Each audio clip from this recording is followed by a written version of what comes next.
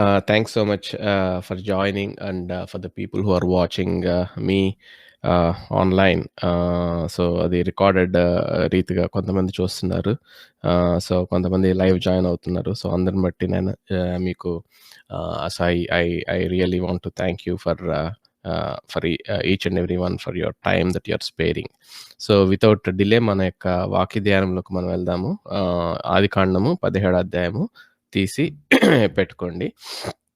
So ఇక్కడ మన వాక్యంలోకి వెళ్ళకముందు so I want to give a brief recap from what has happened last week. So నేను last week నేను మాట్లాడినప్పుడు నేను మీకు ఒక ప్రాముఖ్యమైన విషయం నేను మీకు చెప్పడం జరిగింది. ఏంది అంటే విశ్వాసము అంటే ప్రాముఖ్యంగా ఏమిటి అంటే పాపములో పడిపోయిన మనిషి సో స్వభావ సిద్ధంగా ఆయన తన యందు తాను నమ్మిక ఉంచి దేవుడి మీద నమ్మకం ఉంచకుండా ఉంటాడు. So that's what we have seen last week. So English lo cheppali ante, so the fallen man has a natural tendency to have confidence in his own flesh than in God. So ఇది మనము last week చూడటం జరిగింది. So దానికోసం నేనేం చెప్పాను అంటే దేవుడు అబ్రహాము శారా విషయంలో వాళ్ళ న్యాచురల్గా వాళ్ళు ప్రొడ్యూస్ చేసే క్యాపబిలిటీ ఆ ఏజ్ రీచ్ అయిందాక వాళ్ళకి ఐజాక్ని ప్రామిస్ చేశాడు. కానీ ఎందుకు డిలే చేశాడు దేవుడు అంటే because God wants to wait till they reach the age that they cannot produce any children on their own strength. So ఎందుకు దేవుడు ఇంత పర్టికులర్గా ఈ యొక్క దాని మీద ఎందుకు ఫోకస్ చేశాడు నేను మీకు బ్రీఫ్గా లాస్ట్ వీక్ చెప్పాను. సో ఎవరన్నా ఫస్ట్ టైం వినేవాళ్ళు లాస్ట్ వీడియోస్ చూడండి. కానీ మన కాంటెక్స్ట్ కోసం నేను బ్రీఫ్గా ఈ విషయం మళ్ళీ ఒకసారి రీట్రీట్ చేద్దాం అనుకుంటున్నాను, ఎందుకంటే ఇది చాలా ప్రాముఖ్యమైన అంశం కాబట్టి.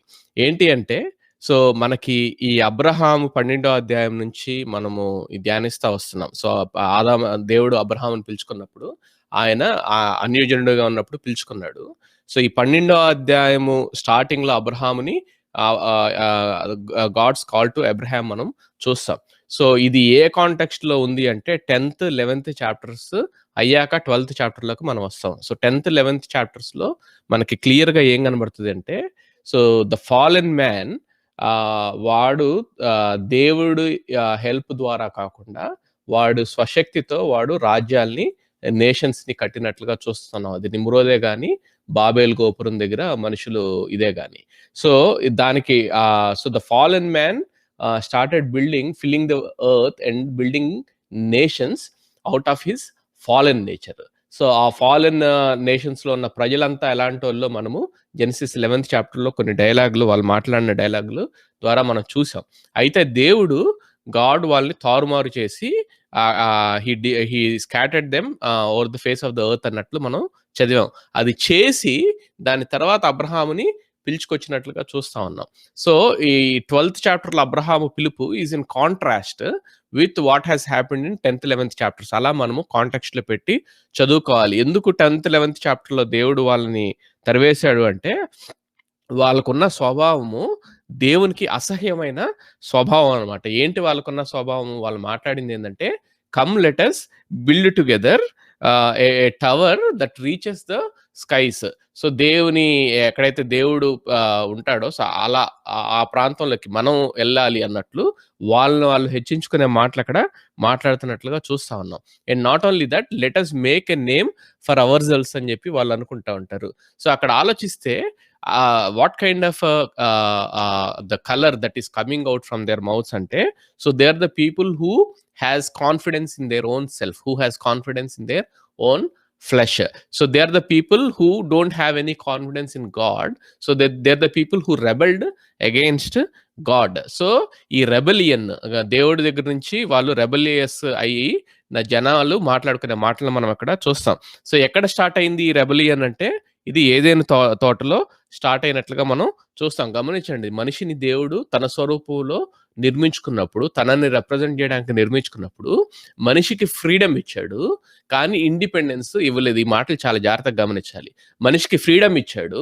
కానీ ఇండిపెండెన్స్ ఇవ్వలేదు. ఏంటి అంటే you can eat anything. So ఏదైనా మీరు తినొచ్చు. మీకు ఆ ఫ్రీడమ్ ఉంది కానీ సో ఇండిపెండెంట్ అవటానికి వీల్లేదు.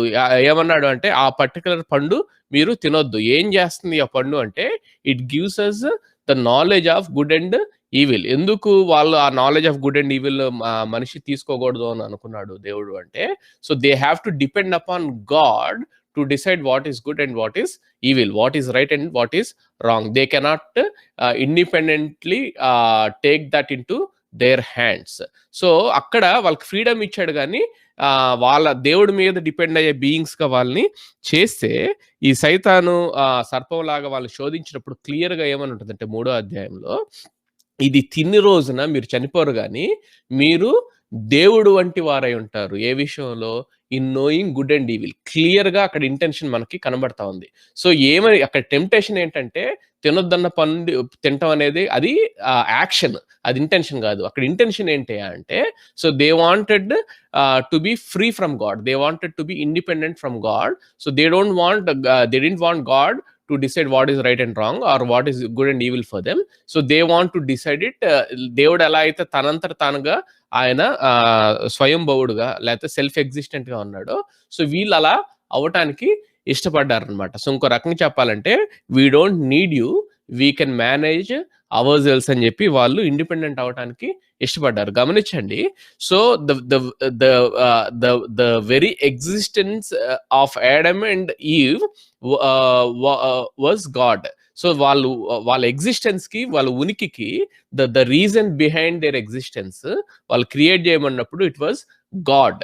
So it is God for whom they were created, not just they, we're all created. So మన ఎగ్జిస్టెన్స్ కి మన ఉనికికి కారకం ఎవరు అంటే it's not they, it's God. So it God is the reason behind their existence. If God is the reason behind their existence, the purpose for their life, వాళ్ళు ఎవరి కోసం బ్రతకాలి అంటే దేవుడి కోసం బ్రతకాలి. సో ఎప్పుడైతే ఈ ఈక్వేషన్ మారిపోయిందో, ఎప్పుడైతే వాళ్ళు పాపం చేశారో so they wanted to exist for themselves, not for God. So because they wanted to exist for themselves, అక్కడ జరిగింది ఏంటంటే they started living for their own self, for their own glory. అర్థమవుతా ఉంది కదా. సో దేవుడు మహిమార్థమై జీవించాల్సిన వాళ్ళు వాళ్ళ మహిమార్థమే వాళ్ళు జీవించడం మొదలేశారు. సో వాళ్ళ దేవుడి మీద ఉండాల్సిన కాన్ఫిడెన్స్ క్రమంగా ఇప్పుడు వాళ్ళకి వాళ్ళే దేవుడుగా ఆ ప్లేస్ లోకి వాళ్ళు వెళ్ళటానికి ట్రై చేశారు కాబట్టి సో ఆ పాపంలో వాళ్ళిద్దరి వరకే కాదు కానీ ఒక మనుషుని అవిధేయత ద్వారా పాపం మనుషుల్లోకి ప్రవేశించి సో వాళ్ళ నుంచి మనందరికి రైట్ ఇప్పుడు కూడా మనందరికీ అది ఎట్లా సంక్రమించింది అంటే so the sinful nature has imbibed in to everybody through that fallen Adam and eve. So ఏంటి ఆ సిన్ఫుల్ నేచర్ మనకి అదొక గ్రావిటేషనల్ ఫోర్స్ లాగా ఏం చేస్తుంది మనల్ని అంటే so that will make us to believe not in God but in us. So ఆ కాన్ఫిడెన్స్ దేవుడి మీద కాకుండా మన మీద మనం కాన్ఫిడెన్స్ ఉంచుకునేలాగా చేస్తుంది. సో అక్కడి నుంచి కూడా అది మనందరికి పుట్టిన ప్రతి ఒక్కరికి ఆ సిన్ఫుల్ నేచర్ ఎట్లా సంభవించింది అంటే సో వీ డోంట్ దేవుడికి ఇవ్వాల్సిన స్థానంలో మనల్ని మనం పెట్టుకుని so we take confidence in our own flesh, we take confidence in our own self. ఇది దేవుడికి అసహ్యమైన పరిస్థితి. గమనించండి, ఇదే మాటలు మనకి జెనసిస్ 11th చాప్టర్ లో నేను మీకు చూపించాను. మీకు కావాలంటే 3rd verse అట్లా చూడండి. వాళ్ళు మాట్లాడుకుంటున్న మాటలు ఏంటంటే let us build, let us make our name great, let us do this for ourselves. So అక్కడెక్కడ దేవుడు లేడు. So those are the people who has confidence in their own flesh, who has confidence in their own self. ఇట్లాంటి వాళ్ళతో నిండినప్పుడు దేవుడు ఏం చేశాడంటే మనిషిని రక్షించాలనుకున్నాడు. చాలాసార్లు మనం ఏమనుకుంటామంటే రక్షణ అంటే నరకం నుంచి రక్షించడం అనుకుంటాం. అది కూడా ఉంది కానీ ప్రధానంగా దేవుడు మనల్ని దేని నుంచి రక్షించాలనుకున్నాడంటే మన పాప స్వభావాన్ని నుంచి రక్షించాలనుకున్నాడు. పాప స్వభావం అంటే సిన్ఫుల్ నేచర్ నుంచి మనల్ని సేవ్ చేయాలని దేవుడు ఆయన విమోచన ప్లాన్‌ని సిద్ధపరిచాడు. సో, సిన్‌ఫుల్ నేచర్ నుంచి మనల్ని రక్షించడం అంటే ఎట్లా అర్థం చేసుకోవాలి అంటే, ఈ దేనికైతే మనము ఈ ఈ ఈ ఈ confidence to flesh, confidence to self rather than God. ఇది this is what is sinful nature. This is what is sinful flesh. Day in, day out this is what we struggle with, which is అది abomination. దేవుడికి అది అసహ్యమైన కార్యం అనమాట. దేవుడికి ఇవ్వాల్సిన ప్లేస్‌లో మనల్ని మనం పెట్టుకోవటం అనేది దేవునికి అసహ్యమైన కార్యం. దీనివల్ల దేవునికి ఉగ్రతకి మనం లోనయ్యి అల్టిమేట్‌గా నరకానికి వెళ్తాం. So, God not just simply want to save us from hell, but God wants to primarily save us from the sin. ఏంటి ఆ సిన్ అంటే, that we boast in ourselves, that we put ourselves in the place of God, that we take confidence in our own flesh. So, దీని నుంచి దేవుడు ప్రధానంగా మనల్ని రక్షించడానికి ఆయన రిడెంప్షన్ ప్లాన్ స్కెచ్ గీశాడు. సో, అందుకనే 10th 11th చాప్టర్లో the author give us a glimpse of how the world is. in midst of that, God has called Abraham. ఎలా పిలుచుకొచ్చాడంటే, ఈయన ఎలా పిలుచుకొచ్చాడు, నీ యొక్క ప్లాన్స్ ని నువ్వు వదిలేసాయి, నీ మీద కాన్ఫిడెన్స్ నువ్వు వదిలేసాయి. You leave your country, you leave your father's hold and come to a land where I'm going to show you అని చెప్పి అక్కడ క్లియర్ గా నేను మీకు ఆ 12వ అధ్యాయం చెప్పినప్పుడు చెప్పాను. I will make your name great. I will నేను నిన్ను గొప్ప జనాంగంగా చేస్తాను. Right? I will make you a great nation. I will make your name great. So, in midst of the people who are filled, who are fallen, who has a fallen nature, who is so having confidence in their self, who is boasting about their self, వాళ్ళలోంచి దేవుడు ఆయన మనిషిని దాని ఆ పాప స్వభావం నుంచి, ఆ sinful nature నుంచి రక్షించడానికి, even the very redemption plan God wants to bring out from a person who has had no confidence in his flesh. ఎవరంటే అబ్రహాము. సో, అట్లాంటి స్వభావం ఉన్న అట్లాంటి వ్యక్తిగా అబ్రహాముని మార్చి అతని ద్వారా ఇస్సాకుని తీసుకొచ్చి, ఇస్సాకు ద్వారా అల్టిమేట్ గా ఆయన కావెనెంట్ అంతా ఎస్టాబ్లిష్ చేసి మెస్సియాని తీసుకొచ్చి ఆయన ద్వారా మనల్ని ఈ పాప స్వభావాన్ని నుంచి, సిన్ఫుల్ నేచర్ నుంచి రక్షించాలి అని చెప్పి దేవుడు ప్లాన్ గీశాడు. నేను ఇదంతా ఎందుకు చెప్తున్నాను అంటే, this is very important to understand today's chapter. So, 3 things. First thing, the sinful nature నుంచి వచ్చింది ఏంటి మనకి అంటే, that we boast in our self, that we have confidence in our own self rather than God. ఇది దేవుడికి అసహ్యమైన పని. దీనిలో ఉండేవాడు దేవుడు ఉగ్రతకి పాత్రుడయి నరకానికి వెళ్తాడు. ఇది number 1. Number 2, God in his mercy wants to save us from that nature. అర్థమవుతా ఉంది కదా? ఏదైతే మనం కాన్ఫిడెన్స్ ఇన్ సెల్ఫ్ లో ఉన్నామో దాని నుంచి దేవుడు మనల్ని రక్షించాలనుకుంటున్నాడు. అది నెంబర్ 2. నెంబర్ 3 ఏంటంటే, ఈవెన్ ద రిడెంప్షన్ ప్లాన్, ఆ మెస్సియాని తీసుకొచ్చి మనల్ని రక్షించాలనుకుంటున్న ప్లాన్ కూడా, ఆ రిడెంప్షన్ ప్లాన్ లో దేవుడు ఎట్లా స్కెచ్ గీశాడంటే, అబ్రహాం ద్వారా ఇజ్రాయెల్ జనాంగం ద్వారా మెస్సియా వచ్చి మనం రక్షించాలని ఈ ప్లాన్ లో ద వెరీ లీనియేజ్, అది కూడా ఏంటంటే మనిషి ఎఫర్ట్ తో నుంచి వచ్చింది కాకుండా, చాలా జాగ్రత్తగా గమనించండి, మనిషి ఎఫర్ట్ లోంచి వచ్చింది కాకుండా దేవుని వాగ్దానంలోంచి వచ్చినదై ఉండాలని చెప్పి దేవుడు ప్లాన్ గీశాడు. So, not only God wants to save us from the sinful nature which boasts in or which takes confidence in our own flesh, but even the very redemptive plan, God wants to lay with the people who doesn't have confidence in their own flesh. ఎవరు? Abraham, ఇస్సాకు వీళ్ళు. So, వాళ్ళ ద్వారా దేవుడు ఆ redemption plan ని ఆయన పెట్టాలనుకున్నాడు. అందుకని దేవుడు, God is very particular that the Isaac who is going to come through Abraham, through which ultimately Messiah comes, the very first person who comes from Abraham and Sarah, God wants that to be out of man's own strength. Right? అర్థమవుతుంది కదా? So, దేవుడు ఆ ఇస్సాకుని మానవీయ పద్ధతుల ద్వారా అబ్రహాము సారా కలిసి produce చేయలేనంత ఆ వయసు దాకా తీసుకొచ్చి, so God waited till that age so that he could bring out Isaac, not through the confidence in the human flesh, but ఆ వయసు దాటిపోయాక Isaac that he might come through the promise of God, through the power of God, but not by the effort of Abraham and Sarah. అప్పటి వరకు దేవుడు wait చేసినట్లుగా మనము చూస్తా ఉన్నాం. So మంచిది. వితౌట్ ఇది మనం ఈ ఇంట్రడక్షన్‌తో ఈ బ్యాక్‌గ్రౌండ్ చాలా, చాలా, చాలా important. Even the people who are watching me for the first time. So you should understand this. So ఎందుకు నేను ఇదంతా చెప్పుకుంటూ వచ్చానంటే, సో దేవుడు అంతవరకి వాగ్దానం చేసి ఇవ్వకుండా వెయిట్ చేసినప్పుడు వీళ్ళేం చేస్తున్నారు, అబ్రహాము సారాలు ఏం చేస్తున్నారు అంటే, సో ఎంత కాదన్నా వీళ్ళు కూడా ఆ అడమిక్ నేచర్, ఆ ఫాలెన్ నేచర్‌లోంచి వచ్చారు కాబట్టి, when God put them in a long wait, they could not wait for that long. అంతకాలం ఎండ్యూరెన్స్ చూపించలేక వాళ్ళ సహనాన్ని కోల్పోయి వాళ్ళకున్న ఆ న్యాచురల్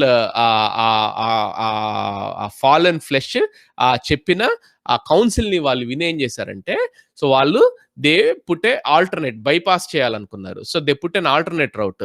సో దానికోసం వాళ్ళు ఏం చేశారంటే, ఆ కల్చర్లో బాగా ప్రిడామినెంట్గా ఉన్న ఆ కాంక్యుమైన్ ద్వారా పిల్లలు కానీ ఆ ఆఫ్ స్ప్రింగ్ని తెచ్చుకోవటం అనే హ్యూమన్ కాన్సెప్ట్ని వాళ్ళు ఇంట్రడ్యూస్ చేసి, so they exercised there confidence in their flesh. So దాని ద్వారా ఇష్మాయల్ని కన్నట్లుగా మనం చూస్తా ఉన్నాం. దట్స్ వాట్ మనం లాస్ట్ చాప్టర్లో చూసాము. సో అలా అయినప్పుడు ఎవరినైతే వాళ్ళు ఏ హాగర్ని ఇష్మాయిల్ని యూజ్ చేసి వాళ్ళు వారసత్వం తెచ్చుకోవాలనుకున్నారో, అదే హాగర్ని ఇష్మాయిల్ని దేవుడు యూజ్ చేసుకుని, God is the God who hears, God is the God who watches over you అనే మెసేజ్ని ఇష్మాయిల్ హాగర్ ద్వారా దేవుడు మళ్ళీ అబ్రహాం ఇంటికి పంపించినట్లుగా చూస్తా ఉన్నాం. ఇదంతా జరిగినప్పుడు వాళ్ళకి 86 years అని చెప్పి వాక్యంలో రాయబడి ఉంది. సో ఇప్పుడు తీద్దాము 17వ అధ్యాయము 1వ వచనము. సో ఆ కనెక్షన్ కోసం నేను ఇదంతా చెప్పుకుంటూ వచ్చాను. 17వ అధ్యాయం 1వ వచనంలోకి నేను వస్తా ఉన్నాను. So when Abraham was 99 years old, the Lord appeared to Abraham and said to him. ఈ మాట చాలా జాగ్రత్తగా గమనించాలి. సో 86 16th చాప్టర్ లాస్ట్ వర్స్లోనేమో అబ్రహాం ఏజ్ వాజ్ 86, ఇక్కడ అబ్రహాం ఏజ్ వాజ్ 99, అంటే ఆల్మోస్ట్ 13 years అబ్రహాము సారాలు దేవుని ఆ వాగ్దానం కోసం వెయిట్ చేయకుండా వాళ్ళు సొంత they put their confidence in their own flesh, వాళ్ళ సొంత ప్లాన్ స్కెచ్లు గీసి దేవుడు వాగ్దానం ద్వారా వచ్చే ఇసాక్ కోసం వెయిట్ చేయకుండా తమ యొక్క క్రియల ద్వారా వాళ్ళు ఒక సొల్యూషన్ని ఏర్పరచుకున్న ఇష్మాయిల్ని వాళ్ళు కానీ అప్పటికి 13 సంవత్సరాలు అయింది. గమనించండి, ఈదర్ బైబిల్ స్కాలర్స్ ఏమంటారంటే, so either God did not speak to Abraham these 13 years, or there was no significant thing that God spoke to Abraham that the author wanted to record. ఈ రెండిట్లో ఏదో ఒకటి అయి ఉండొచ్చు. సో మొత్తానికి 13 ఏళ్ళు ఇక్కడ దేవుడికి అబ్రహాంకి జరిగిన కాన్వర్జేషన్ ఏమి రికార్డు అయ్యి లేవు. అందుకనే మనము we need to understand 99 years దాకా దేవుడు వెయిట్ చేసినట్లుగా మనము చూస్తా ఉన్నాం. సో ఈ 99th year లో గమనించండి, excuse me. So last chapter ending లో మనం ఏం చేసాము అంటే, దేవుడు వాళ్ళ అవిధేయత చూపించినా గానీ వాళ్ళని విడిచిపెట్టకుండా దేవుడు వాళ్ళ యొక్క స్వభావాన్ని అది సహజ సిద్ధంగా వచ్చే స్వభావాన్ని అర్థం చేసుకుని, so God sent Hagar and Ishmael అక్కడికి అదే హాగర్ వెనక్కి పంపి హాగర్ ఇష్మాయిల్ ద్వారా దేవుడు అబ్రహాముకి ఒక సైన్ ఇచ్చినట్లుగా మనము చూస్తా ఉన్నాం. సో అబ్రహాము ఆయనే ఇష్మాయిల్ అని పేరు పెట్టాడు. అంటే గాడ్ వాచెస్ అని చెప్పి లేకపోతే గాడ్ హియర్స్ అని చెప్పి ఆయన పేరు పెట్టినట్లుగా మనం 16th chapter end verse లో మనం లాస్ట్ టైం ముగించాం. సో ఇప్పటికీ అబ్రహాంకి కాస్త అర్థమై ఉండాలి, సో ఆయన ఏదో తప్పు చేశాడని. కానీ కొంతవరకు ఆయనకి అర్థమవ్వచ్చు, కానీ పూర్తిగా వాళ్ళు ఏమనుకుంటా ఉన్నారంటే, మనము 16th chapter starting లో సారా ఇచ్చిన అడ్వైస్ చూసాం కదా అబ్రహాంకి. ఏమంటదంటే, perhaps this is how we will get our offspring. దేవుడు వాగ్దానం చేశాడు కదా మనకు ఆఫ్ స్ప్రింగ్ వస్తుందని. Perhaps this is how we will get our offspring అని చెప్పి ఆమె సలహా ఇచ్చింది. సో వాళ్ళు they did not completely understand all these things. ఇప్పుడు నేను ఇంతకుముందు మీకు ఏవైతే చెప్పానో, దేవుడు ఖచ్చితంగా మనిషి ప్రమేయం లేకుండా no confidence in flesh state దాకా తీసుకొచ్చి తర్వాత ఇవ్వాలనుకుంటున్నాడు అనేది మనకి న్యూ కావెనెంట్ ఈ ఫుల్ రెవల్యూషన్ వచ్చింది కాబట్టి బైబిల్లో మనకి కంప్లీట్ వెలుగుంది కాబట్టి మనకు అర్థమైంది. But in their place, in their position, they did not understand it. What they were thinking is, వాళ్ళకి దేవుడి వాగ్దానం చేసిన ఆఫ్ స్ప్రింగ్ వచ్చేసింది ఇష్మాయిల్ ద్వారా అని చెప్పి వాళ్ళు అనుకుంటున్న టైంలో దేవుడు ఇక్కడ God was about to give them Isaac next year. అప్పుడు దేవుడు 13 ఏళ్ల తర్వాత అబ్రహాంకి ప్రత్యక్షమైనట్లుగా మనం చూస్తా ఉన్నాం. గమనించండి, శారాకి 90 ఇయర్స్, అబ్రహాంకి 99 ఇయర్స్, లేదంటే శారాకి 10 ఇయర్స్ చిన్నదనుకుంటే 89 ఇయర్స్. అప్పటికి ఆమె న్యాచురల్ గా ప్రొడ్యూస్ చేసే ఎబిలిటీ పోయింది. So God waited till then and then he's appearing to Abraham. ఇక్కడ ఏం చెప్తా ఉన్నాడు? When Abraham was 99 years old, the Lord appeared to Abraham and said to him, గమనించండి ఇక్కడ, I am the God Almighty, walk before me and be blameless. So ఇక్కడ that I may make my covenant between me and you and may multiply you greatly. చాలా జాగ్రత్తగా గమనించండి. ఇప్పటి వరకు కూడా అబ్రహాంకి వాగ్దానాలే ఇచ్చాడు దేవుడు, కానీ ఎప్పుడు కూడా ఇట్లా మాట్లాడినట్లుగా మనం చూడం ముందు అధ్యాయాల్లో. So for the very first time, అంటే మామూలు కమాండ్స్ ఇచ్చాడు, కానీ ఇక్కడ చాలా జాగ్రత్తగా గమనించండి. వీళ్ళు ముందు అధ్యాయంలో ఆ లైట్లో దీన్ని చూడాలి. ముందు అధ్యాయంలో వాళ్ళు దేవుడి కోసం వెయిట్ చేయకుండా వాళ్ళ యొక్క కాన్ఫిడెన్స్ ఇన్ దేర్ ఫ్లెష్ చూపించి వాళ్ళు సొంత బుర్రను ఎక్సర్సైజ్ చేశారు, వాళ్ళు పొరపాటు చేశారు. కాబట్టి ఇక్కడ దేవుడు ఏమంటా ఉన్నాడు? 13 ఏళ్ల తర్వాత కనబడి ఇక్కడ ఏమంటా ఉన్నాడంటే, I am the God almighty. ఈ మాటలు చాలా జాగ్రత్తగా గమనించాలి. I am the God almighty అంటున్నాడు అంటే దీన్ని హీబ్రూలో అదే ఎల్ షద్దాయ్ అనే పదం వాడబడింది. So for the first time it was used in Bible. ఈ ప్లేస్ లో ఎల్ షద్దాయ్ అనే మాటకి గాడ్ ఆల్మైటీ, ఇంకో రకంగా చెప్పాలంటే గాడ్ ఆల్ పవర్ఫుల్, ఇంకో రకంగా చెప్పాలంటే గాడ్ ఆల్ సఫిషియంట్, ఇలా మనం అర్థం చేసుకోవచ్చు. సో దేవుడు ఎందుకు అలా తను అడ్రస్ చేసుకుంటున్నాడు అంటే, బికాస్ ఒకవైపు వాళ్ళు ఏం చేశారు, దేవుడు పవర్ ని కోసం వెయిట్ చేయలేక, సో దేవుడి శక్తి ఏంటో తెలియక, so they try to produce the child of their own flesh. So ఆ కాంటెక్స్ట్ లో దేవుడు ఏం చెప్తా ఉన్నా అంటే, I am the God all powerful, I am the God all sufficient. So you guys you did not you thought that after this certain age you cannot produce children, కాబట్టి మీ రూట్లు మీరు ఏర్కొన్నారు, కానీ I am the God Almighty who can give you a son as I promise at any age doesn't matter with me అని చెప్తున్నట్లు. ఇంకో రకంగా ఏంటంటే, ఈ chapter లో Isaac గురించి ప్రామిస్ చేయబోతా ఉన్నారు కాబట్టి, సో అక్కడ అబ్రహాం క్వశ్చన్ చేస్తాడు, ఇంత వయసు వచ్చింది మాకు ఎలా పుడతారని. సో ఆ క్వశ్చన్ కోసం ఇన్ బ్యాక్గ్రౌండ్ ఆఫ్ దట్ ఇక్కడ దేవుడు తను తాను గాడ్ ఆల్మైటీగా పరిచయం చేసుకున్నట్లు మనం దీన్ని అర్థం చేసుకోవాలి. సో ఇక్కడ ఏమంటా ఉన్నాడు, I am the God almighty, walk before me and be blameless. So ఇది we need to interpret this. Walk before me అంటే దేవుడి ఉద్దేశం ఏంటంటే డోంట్ డీవియేట్. వీళ్ళు ఏం చేశారు, కొంతకాలం అబ్రహాం నడుస్తా ఉన్నాడు, అక్కడక్కడ డీవియేట్ అవుతా ఉన్నాడు. సో ఫస్ట్ ఆయన కానాన్ లో కరువు వచ్చినప్పుడు ఆయన ఈజిప్ట్కి వెళ్ళి ఆయన డీవియేట్ అయ్యాడు. ఇప్పుడు ఎప్పుడైతే ఆయన ఇసాకు ప్రామిస్ రావటం లేట్ అవుతుందో, ఇట్లా ఆయన భార్య చెప్పిన మాట విని ఆ భార్య ద్వారా బైపాస్ చేసి ఆయన ఇష్మాయిల్ కని డీవియేట్ అయ్యాడు. కాబట్టి ఇక్కడ దేవుడు ఏమంటా ఉన్నాడంటే, I am the sufficient God, so don't lose your faith, have faith in me, walk before me, don't ఇటు అటు వెళ్ళొద్దు, walk before me and be blameless. Walk before me and be blameless. So ఈ walk before me and be blameless అని అనే phrase ద్వారా దేవుడు ఏం చెప్తా ఉన్నా అంటే, సో డోంట్ డీవియేట్, నా మీద విశ్వాసం ఉంచి నా ముందు నడువు. రెండోది ఏంటంటే బ్లేమ్లెస్, అంటే ఈ రూట్ వర్డ్ ఏం వాడబడిందంటే స్పాట్లెస్ అని. సో యానిమల్ సాక్రిఫైజెస్ కి ఆ గొర్రె షుడ్ బి స్పాట్లెస్ అనేది ఉంటుంది కదా మనకి బలులు ఇచ్చే దగ్గర మోషే ద్వారా ధర్మశాస్త్రంలో. సో ఆ వర్డ్ ఇక్కడ యూజ్ చేయబడింది. అంటే ఇక్కడ ఎందుకు స్పాట్లెస్ గురించి మాట్లాడుతున్నాడు అంటే, బికాజ్ అబ్రహాము స్పాట్స్ చూపించాడు ఆయన విశ్వాసంలో. సో అందుకని దేవుడు ఏమంటా ఉన్నాడంటే, ఒకవైపు చొరకలేస్తానే ఇంకోవైపు బలపరుస్తా. ఆయన ఏమంటా ఉన్నా అంటే, అబ్రహాం డోంట్ వరీ, నువ్వు ఇలా పొరపాట్లు చేసావు, but remember that I am sufficient God for you, I am all powerful God, I am the God El Shaddai. So walk before me and be blameless. So నా ముందు నడువు, deviate అవ్వద్దు. And ఒక్కొక్కసారి ఇది ఉంటూ దేవుడి దగ్గర ఒక్కొక్కసారి పడిపోతూ అలా ఉండొద్దు.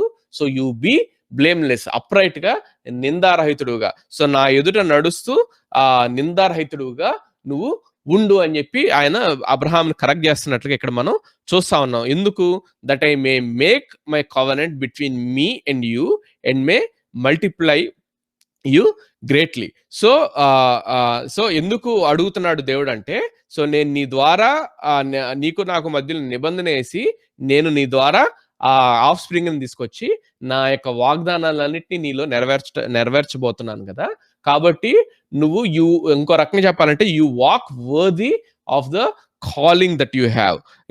దీన్నే పౌలు పత్రికల్లో కూడా రాస్తుంటాడు కదా, మీ పిలుపుకు తగినట్లుగా మీరు నడుచుకోండి. సో ఇక్కడ ఏమంటున్నా అంటే అబ్రహాంతో దేవుడు you walk worthy of the covenant. So ఇక్కడ పైన కింద కావనెంట్ గురించి మాట్లాడుతూ that I may make my covenant with you. So నేను నీతో నిబంధన ఏర్పరిచాను కాబట్టి దాన్ని నేను ఫుల్ఫిల్ చేయబోతున్నాను కాబట్టి ఆ నిబంధనకు తగ్గట్టుగా నువ్వు నడుచుకో అబ్రహాం అని చెప్పి అబ్రహాంతో దేవుడు మాట్లాడుతున్నట్లుగా చూస్తా ఉన్నాం. సో ఇది ఒక రకంగా అబ్రహాంకి దేవుడు ఇస్తున్న హెచ్చరిక అంటే so God is correcting Abraham. So don't deviate, just walk before me, trust me that I am all sufficient God and be blameless. So don't lose your faith, have faith in me and then walk before me అని చెప్పి అన్నప్పుడు ఇక్కడ చూడండి Abraham ఏం చేస్తున్నా అంటే then Abraham fell on his face. So Abraham he fell on his face. So that shows that that striked Abraham, that అది అబ్రహాంని తాకినట్లుగా మనం చూస్తాను. So he fell on his face. So ఇక్కడ నుంచి గమనించండి, ఈ చాప్టర్ అంతా 3 భాగాలుగా డివైడ్ చేయొచ్చు. ఎట్లా అంటే సో ఇక్కడ 3 సెక్షన్స్ లెక్కలో ఇక్కడ జరుగుతుంది. ఏంటి అంటే థర్డ్ వర్స్ నుంచి 8th వర్స్ దాకా దేవుడు తానేం చేయబోతున్నాడో చెప్తాడు, రైట్? సో యాజ్ ఫర్ మీ అని ఉంటుంది కొన్ని వర్షన్స్ లో.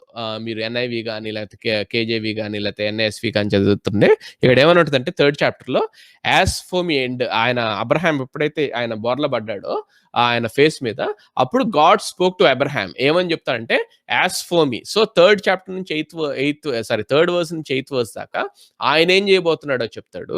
తర్వాత 9th వర్స్ నుంచి 14th వర్స్ దాకా చాలా జాగ్రత్త గుర్తు పెట్టుకోండి.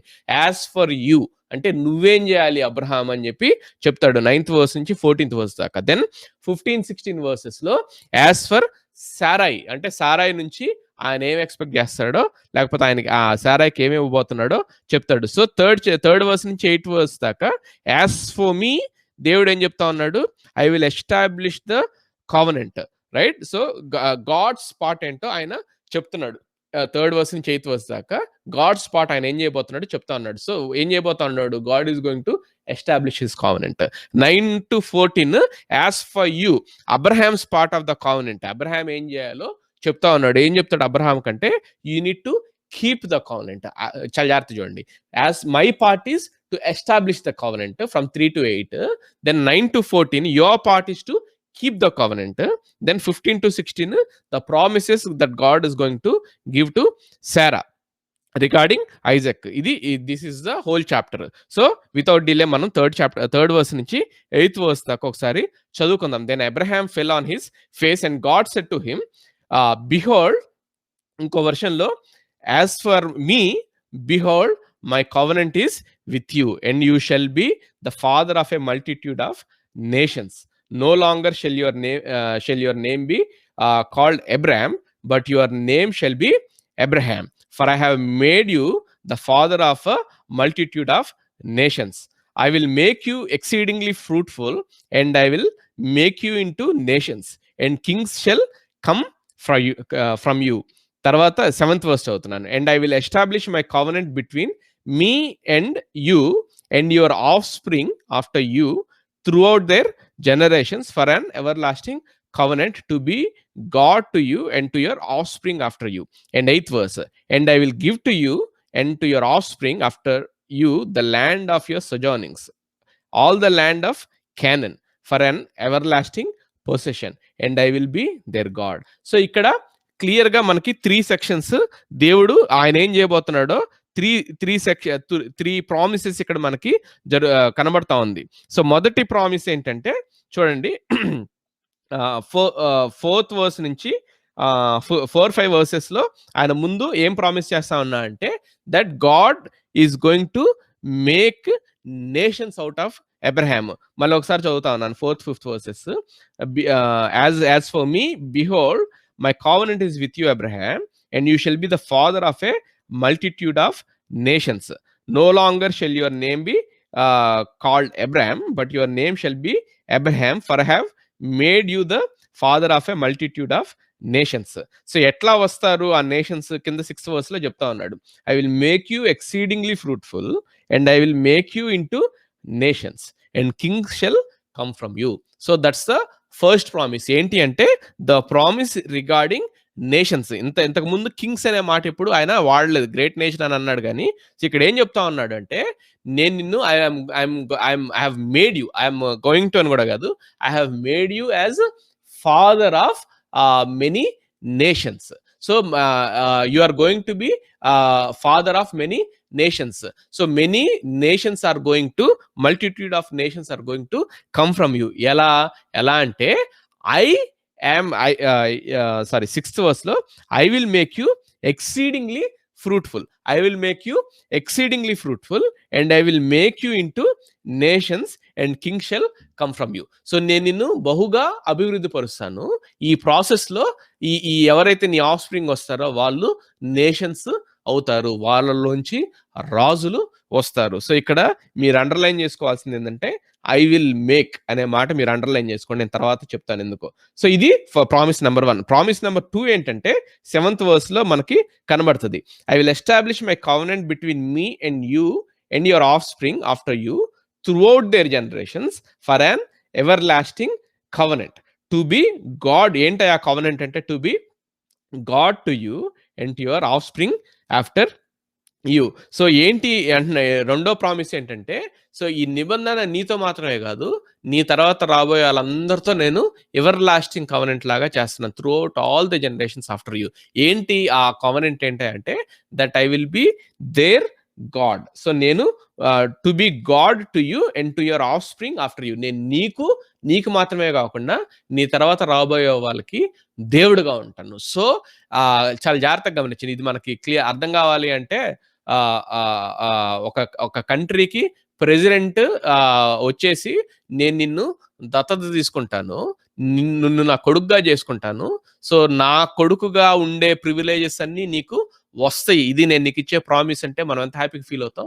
సో నీకు తిరుగు ఉండదు. So the head of a nation is going to be your father అన్నట్లు. సో ఇక్కడ దేవుడు అలానే ఎవరయ్యా ఈ దేవుడు అంటే he's the creator of entire heaven and earth. So ఇక్కడ దేవుడు ఏమంటా ఉన్నాడు, I will be your God and you and the God to your offspring after you. So that's my promise. So ఇక్కడ దేవుడు చిన్న చిల్లర ప్రామిస్లు చేయట్లేదు, కానీ నేనే నీకు దేవుడినే ఉంటాను, నీకు మాత్రమే కాదు నీ తర్వాత జనరేషన్స్ ఎవరైతే రాబోతున్నారో డిసెండెంట్స్ వాళ్ళందరికీ. This is the second promise.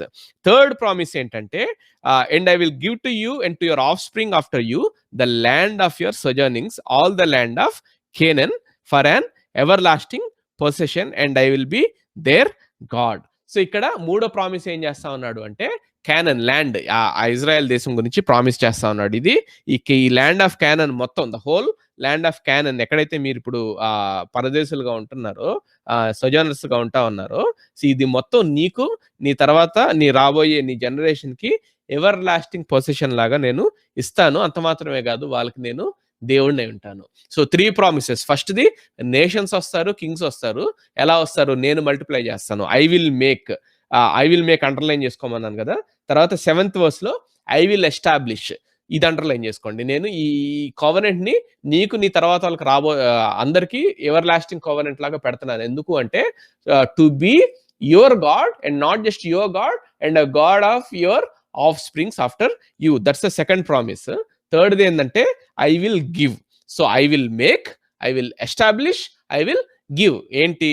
నేనివ్వబోతా ఉన్నాను. సో ఇక్కడ ఏది కూడా వీళ్ళ గొప్పదనం ద్వారా వీళ్ళు పొందుకునేది ఏది లేదు. So God is going to make you a nation, or God is making you father of many nations and kings వస్తారు. రెండోది ఏంటంటే నేను నీకు దేవుడిని అయి ఉంటాను. So I will be the one who created the entire heaven and earth. I will be a God to you. థర్డ్ది ఏంటి అంటే I'm going to give you this land. So ఇది మనం ఎట్లా అర్థం చేసుకోవాలి అంటే 10th 11th చాప్టర్స్ లో మీరు చూడండి జెనిసిస్, అది ఆ టేబుల్ ఆఫ్ నేషన్స్ అంటారు 10th చాప్టర్‌ని. ఎలా అయితే ఆ షేమ్ నుంచి వచ్చిన వాళ్ళెలా దేశాలు ఏ నేషన్స్ ఫార్మ్ అయినాయి, హామ్ నుంచి వచ్చినోళ్ళు ఏ నేషన్స్ ఫార్మ్ అయినాయి, జాఫెట్ నుంచి వచ్చినోళ్ళు ఏ నేషన్స్ ఫార్మ్ అయినాయి.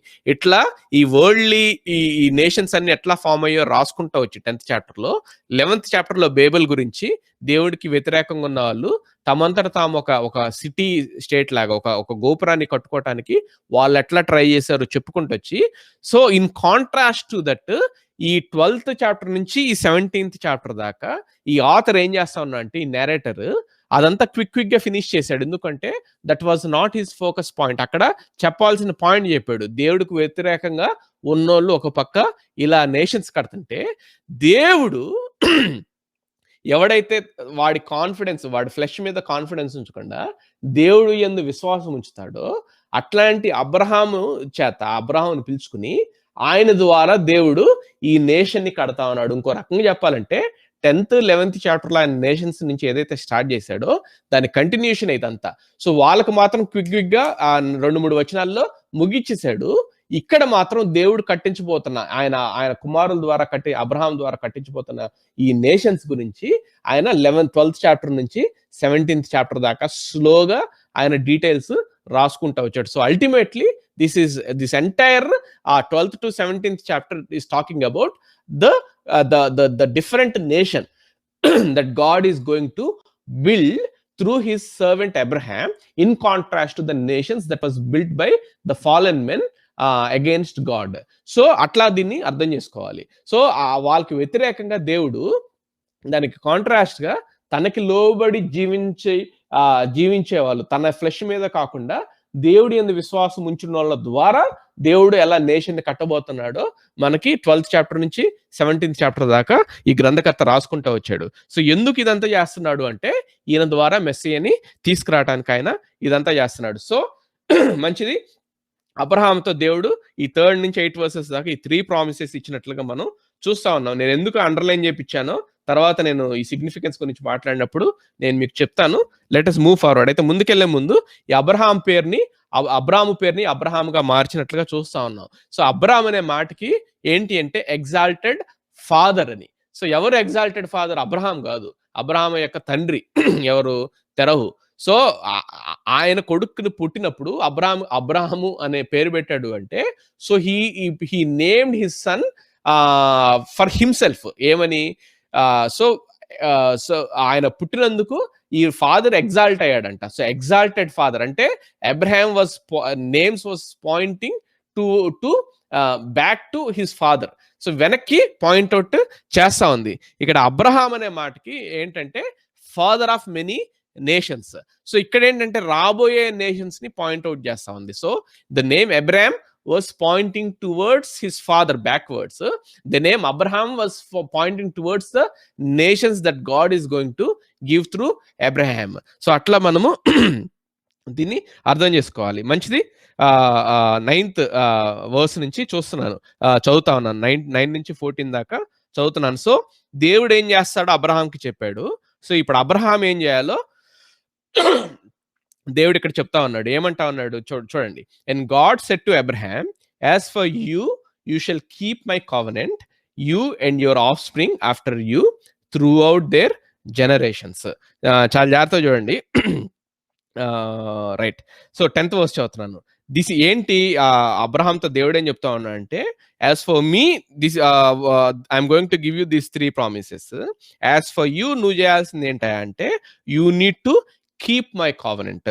సో ఆ దేవుడు ఏమన్నాడు? I will establish, I will give. As for me I will do that. As for you and your offsprings what you need to do is you need to keep my covenant. So ఎట్లా keep చేయాలని చెప్తున్నాడు చూడండి. This is my covenant which you shall keep. ఏంటి? Between me and you and your offspring after you. ఏంటయా అంటే every male among you shall be circumcised. You shall be circumcised in the flesh of your foreskins, and it shall be a sign of the covenant between me and you. So ఏమంటా ఉన్నాడు ఇక్కడ దేవుడు అంటే, so నేను చేయాల్సిన పాట నేను చేస్తున్నాను. సో నీ వైపు నుంచి నువ్వు చేయాల్సింది ఏందా అంటే you need to keep it. అర్థమవుతుంది గదా! సో, ఎట్లా చేస్తావయ్యా అంటే, నువ్వు మాత్రమే గాదు నీ తర్వాత బికాజ్ ఇక్కడ చూడండి 7th వర్స్‌లో ఏమన్నాడు?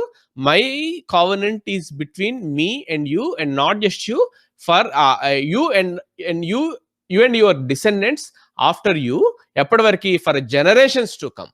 It is going to be an everlasting covenant. So, because I am establishing my covenant to you and your offspring throughout generations. నువ్వు కూడా ఏమంటున్నాడు ఇక్కడ 10th వర్స్‌లో అంటే, you shall keep this covenant between me and you and your offspring after you throughout the generations 9th వర్స్‌లో. So, నేనెలా అయితే తరతరాలు ఉండేట్లుగా నేను ఈ కవెనెంట్‌ని ఎస్టాబ్లిష్ చేస్తున్నానో, మీరు కూడా తరతరాలు ఈ యొక్క కవెనెంట్‌ని కీప్ చేయాలి. So, you need to see the mapping there. So, God he told about what he is going to do and he is telling Abraham what he needs to do. So ఎట్లా అయితే నేను for generations throughout the generations దీన్ని establish చేస్తున్నాను, మీరు throughout the generations దీన్ని keep చేయాలి. ఎలా keep చేయాలని చెప్తున్నాడు? Every male among you shall be circumcise. ప్రతి ఒక్కడు కూడా ఈ సున్నతి అనే కార్యక్రమాన్ని మీరు చేపట్టాలి అని చెప్తా ఉన్నాడు. ఎందుకు సున్నతి అంటే 11th వర్స్‌లో it shall be a sign of the covenant between you and me. ఈ సున్నతి దేన్ని సూచిస్తా ఉంది ఇక్కడ దేవుడు అబ్రహాంతో మాట్లాడిన దాన్ని బట్టి అంటే, it is a sign between you and me. చాలా జాగ్రత్తగా గమనించింది. ఇది కొంచెం కల్చరల్ గా వెళ్ళి ఆలోచిస్తే కనుక, సున్నతి అనేది it's not a new thing God is telling Abraham. ఇది ఆల్రెడీ ఆ యొక్క నీర్ ఈస్టర్న్ కల్చర్ లో చాలా ప్రిడామినెంట్ గా, లేకపోతే చాలా ఫెమిలియర్ ఈ ట్రెడిషన్ ఇది, ఈ సర్కమ్సిషన్ అనేది. ఈజిప్షియన్స్ ఆ రోజుల్లో సున్నతి చేసేవాళ్ళంట. సో నాట్ జస్ట్ ఈజిప్షియన్స్, ఈ వెస్ట్ సెమైట్స్, ఇప్పుడు అబ్రహాం సెమైట్ అంటారు కదా, ఈ షేమ్ నుంచి వచ్చిన వాళ్ళు, ఈ వెస్ట్ ప్రాంతంలో ఉన్న సెమైట్స్ వాళ్ళు కూడా ఈ సున్నతి చేస్తా ఉండేవాళ్ళు ఆ రోజుల్లో. తర్వాత హిటైట్స్ అంటే కానాను ప్రాంతంలో ఉన్న ఒక తెగ అనమాట. ఈ హిటైట్స్ ఈ సున్నతి చేస్తా ఉండాలి. తర్వాత సిరియన్స్. సో వీళ్ళంతా కూడా ఈ సున్నతి ఆ కార్యక్రమాన్ని వాళ్ళు చేసేవాళ్ళు ఆ రోజుల్లో. నీర్ ఈస్టర్న్‌లో చాలా మంది ఈ పని చేస్తా ఉండాలి. అయితే ఒక్కొక్కళ్ళ ఉద్దేశం ఒక్కొక్కటి. కొంతమంది ఏంటంటే, ఒక మేల్ ప్యూబర్టీ ఏజ్కి వచ్చిన తర్వాత ఒక రిచువల్ లాగా సున్నతి చేసేవాళ్ళు. ఇంకొంతమంది ఏంటంటే సాక్రిఫైస్, అంటే హ్యూమన్ సాక్రిఫైస్ ఇవ్వలేం కాబట్టి హ్యూమన్ సాక్రిఫైస్ కి సాదృశ్యంగా ఈ సున్నతిని చేసేవాళ్ళు. అట్లా ఒక్కొక్కళ్ళు ఒక్కొక్క దానికోసం సున్నతి చేసేవాళ్ళు. అయితే దేవుడు ఏం చేస్తా ఉన్నా అంటే, పాపులర్ ఆ కల్చర్లో పాపులర్గా ఉన్న ఒక హ్యూమన్ ట్రెడిషన్ని తీసుకుని దేవుడు దాన్ని he is giving his style to it. మీరు కూడా మీరు సున్నతి చేసుకోవాలి. అయితే మీరెందుకు చేసుకోవాలంటే, what is the purpose of your circumcision అంటే, that it might be a sign of my covenant. అంటే ఒక రకంగా చెప్పాలి అంటే, ఈ నిబంధన నేను ఎవరి కోసం అయితే చేస్తున్నానో, నీవు నీ తర్వాత నీ తరం వాళ్ళు ఎవరితో అయితే చేస్తున్నానో ఆ నిబంధనకి గుర్తుగా. అంటే whenever you see a man of circumcised man, it shows us that person belongs to the group of covenant people. So ఆ సిగ్నిఫికెన్స్ కోసం, ఆ యొక్క సైన్ కోసం మీరు సున్నతి చేసుకోవాలి అని చెప్పి ఇక్కడ దేవుడు చెప్తా ఉన్నాడు. అయితే ఏ వయసు నుంచి ఏ వయసు దాకా చేయాలో చెప్తా ఉన్నాడు. చూడండి ఇక్కడ, he who is 8 days, 12th verse చదువుతా ఉన్నాను. He who is 8 days old among you shall be circumcised. అంటే 8 days ఓల్డ్ దగ్గర నుంచి ఆ తర్వాత ఉన్న ఏ వయసు వాళ్ళ దాకా అయినా సరే అందరూ సున్నతి చేసుకోవాలని దేవుడు ఇక్కడ చెప్తా ఉన్నాడు. Every male throughout your generations, whether born in your house or bought with your money from any foreigner who is not of your offspring, both he who is born in your house and he who is bought with your money shall surely be circumcised. ఎవరిని వదలొద్దు. నీ ఇంట్లో పుట్టినోడిని నువ్వు బయట కొనుక్కున్నోడిని foreigners ద్వారా అందరూ, ప్రతి male 8 years and above, everyone should be circumcised as a sign of my covenant. So shall my covenant be in your flesh and everlasting covenant. ఎందుకు దేవుడు చెప్తా ఉన్నాడు అంటే, ఈ సైన్ అనేది మీ ఒంటిలో ఉండాలి. Not outside of your body, but it should be inside of your body. So అంతగా ఈ సున్నతిని దేవుడు చేసుకోమని చెప్తా ఉన్నాడు. ఇంకేమంటా ఉన్నాడు 14th verse లో, any uncircumcised male who is not circumcised in the flesh of his foreskin shall be cut off from his people. He has broken my covenant. So ఎవరైతే ఈ సున్నతి చేసుకోరో వాడు ప్రజల్లో ఉండకుండా వాడు కట్ ఆఫ్ అయిపోవాలి. ఎందుకంటే వాడు నా కావెనెంట్‌ని బ్రేక్ చేశాడు అని చెప్పి ఇక్కడ దేవుడు చెప్తా ఉన్నాడు. చాలా జాగ్రత్తగా గమనించండి.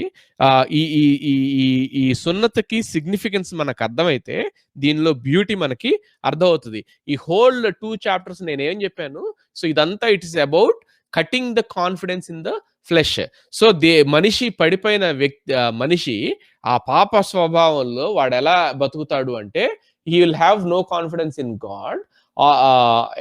Rather he'll have confidence in his own self. అదే 3వ అధ్యాయం నుంచి 11వ అధ్యాయం దాకా మనుషులు ఎలా పాపంలో జీవించారో మనము చూస్తా ఉంటాం. ఆదాము అవ్వ దగ్గర నుంచి 6వ అధ్యాయంలో నోవాహు టైంలో లేదంటే 10th 11th చాప్టర్లో బాబేలు దగ్గర ఇవంతా కూడా we see the man who lived with confidence in his own self, in his own flesh.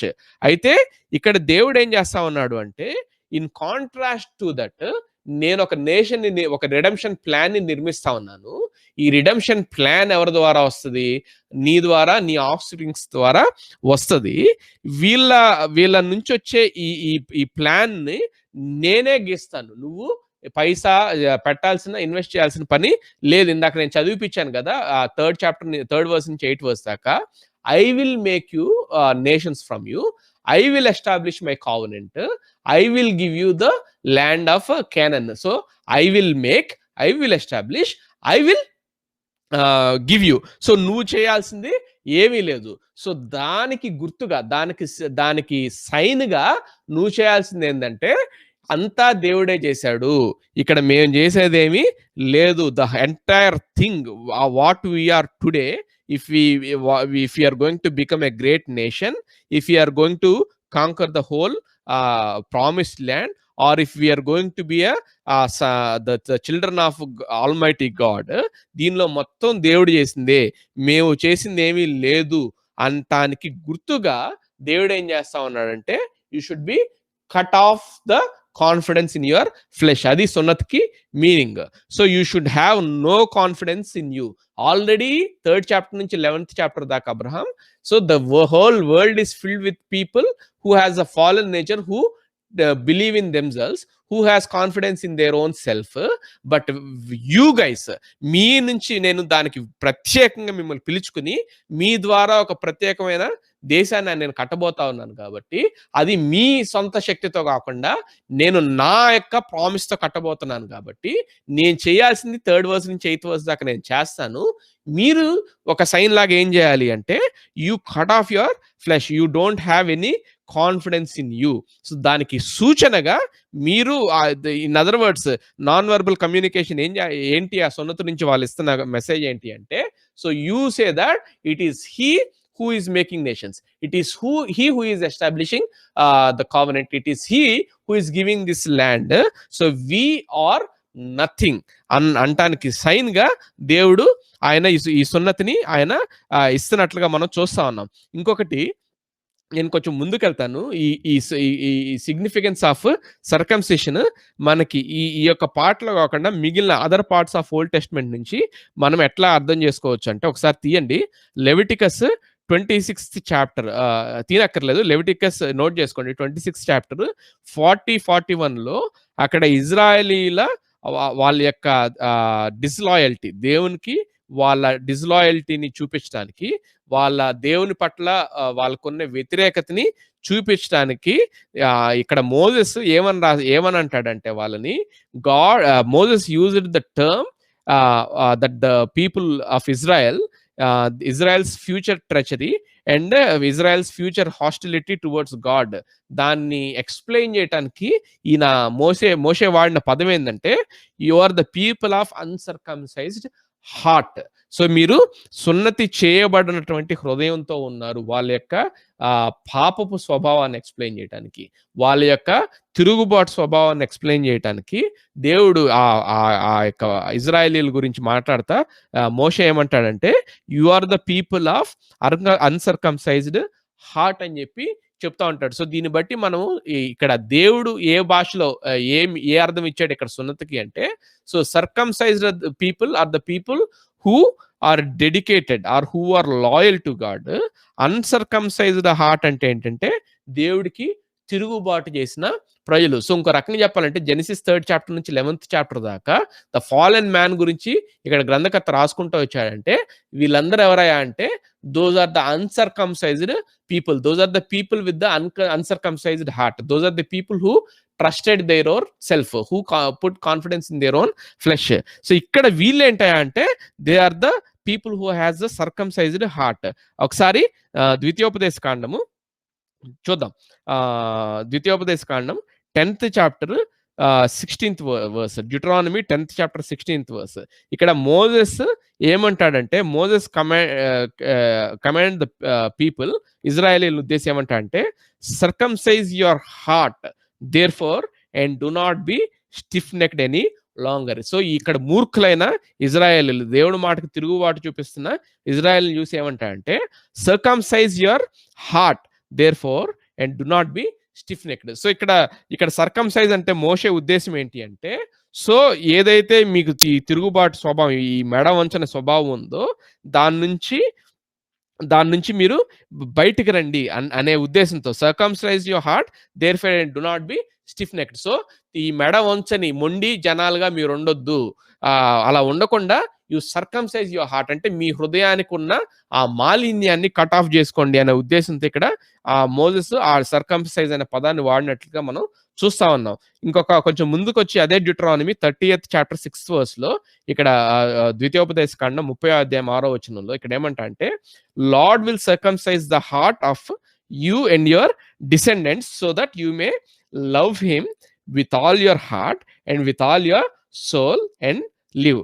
దేవుడు ఏం చేస్తాడంటే he will circumcise your heart, he will circumcise the hearts of you and your descendants so that you may love him with all your heart and with all your soul and live. So ఇంకో రకంగా ఇక్కడ Moses ఏమంటా ఉన్నాడు అంటే so ఈ అన్సర్కమ్సైజ్డ్ హార్ట్ అంటే అది దేనికి సాదృశ్యంగా ఉందంటే అది పాపపు స్థితికి, లేకపోతే దేవుడికి తిరుగుబాటు చేసిన ఆదాము స్వభావం ఉంది కదా దానికి అది సిగ్నిఫై చేస్తా ఉంది. సో సర్కమ్సైజ్డ్ హార్ట్ దేనికి సిగ్నిఫై చేస్తా ఉందంటే God's going to circumcise your heart so that you may love him. అంటే ఇంకో రకంగా చెప్పాలి అంటే మీకున్న ఆ యొక్క స్వభావాన్ని దేవుడు కట్ ఆఫ్ చేసి దేవుణ్ణి హృదయపూర్వకంగా with all your heart with all your soul love చేసేలాగా దేవుడు మీ హార్ట్ ని సర్కమ్సైజ్ చేస్తాడని చెప్పి ఇక్కడ ఉంది. So that is what the significance God is giving to circumcision here. ఇంకొకటి నేను క్విక్ గా చెప్పి నెక్స్ట్ పాయింట్ లోకి వెళ్తాను.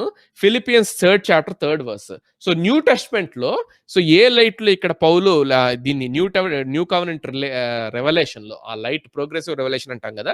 సో న్యూ కవెనెంట్ కున్న రెవల్యూషన్ లో ఆయన సర్కమ్సిషన్ గురించి ఎలా రాస్తున్నాడో పౌలు చూద్దాం.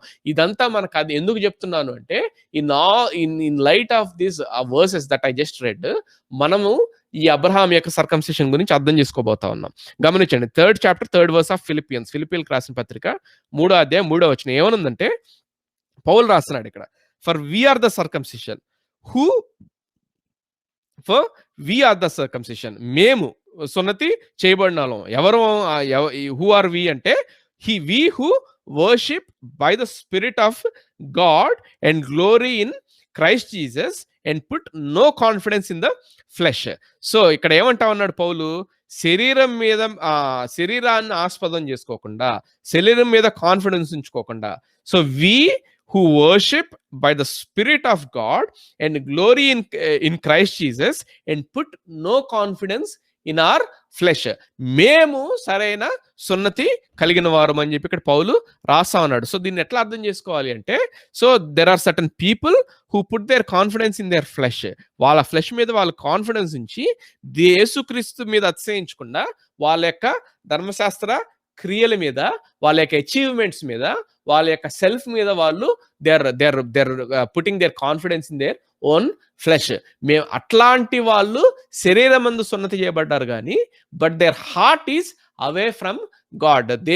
వాళ్ళు ఆచారబద్ధంగా చేశారు కానీ but they are not in their spirit they are uncircumcised. But we are the true circumcised. మేము ఎవరు అంటే we don't put our confidence in our own flesh, rather we worship the Lord by the Spirit of God and glory in Christ Jesus. మా యొక్క క్రియలను బట్టి కాకుండా Jesus Christ చేసిన బలియాగం మీద మేము ఆనుకుని మేము దేవుణ్ణి ఆరాధించే మేము నిజమైన సున్నతి పొందిన వారము అని చెప్పి ఇక్కడ పౌలు రాస్తా ఉన్నాడు. ఇన్ అదర్ వర్డ్స్ ఇక్కడ సర్కంసైజ్డ్ అంటే పాల్స్ డెఫినేషన్ ఏంటంటే the people who don't put confidence in their own flesh, అది సర్కంసైజేషన్ అంటే. సో ఈ లైట్ లో మనం ఇప్పుడు లెట్స్ కమ్ బ్యాక్, నేను త్వరగానే ముగిస్తాను. Let's come back to the 9th chapter 9th verse, sorry 9th verse నుంచి 14th వర్స్ దాకా ఈ లైట్ లో చూద్దాం. దేవుడు అబ్రహాంతో చెప్పింది ఏంటంటే, సో మొత్తము ఈ రిడెంప్షన్ ప్లాన్ అంతా నేను చేయబోతా ఉన్నాను. ఎందుకు ఆ రిడెంప్షన్ ప్లాన్ అంటే ఈ నీలో ఉన్న ఈ పాప స్వభావం ఉంది కదా, which put confidence in your own self, దాని నుంచి నేను రిడీమ్ చేయబోతా ఉన్నాను. ఆ రిడీమ్ చేసే రిడెంప్షన్ ప్లాన్ కోసం కూడా నేను గీసిన స్కెచ్ ఎలా ఉంటుందా అంటే, ఒక జనరేషన్ నుంచి ఒక సేవియర్ని తీసుకొచ్చి నేను ఆ రక్షకుడు ద్వారా, ఒక మెస్సియా ద్వారా మిమ్మల్ని మీ యొక్క పాప స్వభావం నుంచి, తమ మీద నమ్మకం ఉంచే ఈ స్వభావం నుంచి నిన్ను రక్షించాలనుకుంటున్నాను. అయితే ఈ నేషన్ కూడా నేను ఎవరి ద్వారా బిల్డ్ చేస్తానా అంటే through Abraham, Isaac and his descendants. ఎవరయ్యా వీళ్ళు అంటే, these are the people who don't put the confidence in their own flesh. So even the redemption plan కూడా నేను ఈ no confidence in their flesh ఇలాంటి జనాల ద్వారానే నేను తీసుకురాబోతా ఉన్నాను. కాబట్టి అబ్రహాం, నువ్వు చేయాల్సింది ఏంటంటే, it is I who is going to do everything. I am going to make you a nation. I am going to establish the covenant and be your God. I am going to give you this land, Canaan. దీని నుంచి నేను Israel nation తీసుకొస్తాను, దీని నుంచి మెస్సియాని తీసుకొస్తాను. ఆ Messiah ఒక saviour లాగా మొత్తాన్ని ఆయన ఈ పాప స్వభావం నుంచి రక్షించబోతా ఉన్నాడు. ఏదైతే 3rd చాప్టర్ నుంచి 11th చాప్టర్లో మనం చూసామో, ఆ పాప స్వభావం నుంచి, ఆ confidence in their own self నుంచి దేవుడు యేసుక్రీస్తు మనల్ని రక్షించబోతా ఉన్నాడు. ఈ ప్లాన్ అంతా ఎవరి ద్వారా జరుగుతుందంటే, నేను ఎస్టాబ్లిష్ చేసే ప్లాన్ ద్వారా జరుగుతుంది. దీనిలో మీ ప్రమేయం ఉండటానికి వీల్లేదు. సో 3rd వర్స్ నుంచి 8th వర్స్ దాకా దేవుడు, as for me God told Abraham what he's going to do. So ఈయనేమో అబ్రహాంకి ఏం చెప్తా ఉన్నా అంటే, నువ్వు చేయాల్సింది ఏంటంటే, you acknowledge in your body through circumcision that there is no human intervention whatsoever. There is no confidence, there is no keeping of confidence in their flesh, in self whatsoever. ఎందుకు particular గా దేవుడు అబ్రహాంకి ఇదంతా చెప్తా ఉన్నాడంటే, ముందు అధ్యాయులు వీళ్ళు ఏం చేశారు, they put their confidence in flesh. ఇస్సాకుని దేవుడు ఇవ్వాలనుకుంటే ఆయన ప్యారలల్ ఇష్మాయెల్ని తన సొంత జ్ఞానంతో they put their confidence in their own self. They produced Ishmael instead of Isaac. So అందుకని దేవుడు ఇక్కడ ఏం చెప్తా ఉన్నాడంటే, బాబు మీరు ఈ పొరపాటు చేశారు, so now it's okay, I'm going to establish what I have promised. అయితే మీరు in your own flesh, not outside of your flesh, in your own flesh you make this sign. ఏంటి అంటే, that we will not put any confidence in our own flesh. So this is the importance God is giving here. That's how we need to understand. నేను application పార్ట్లోకి వస్తా ఉన్నాను, చాలా జాగ్రత్తగా గమనించండి.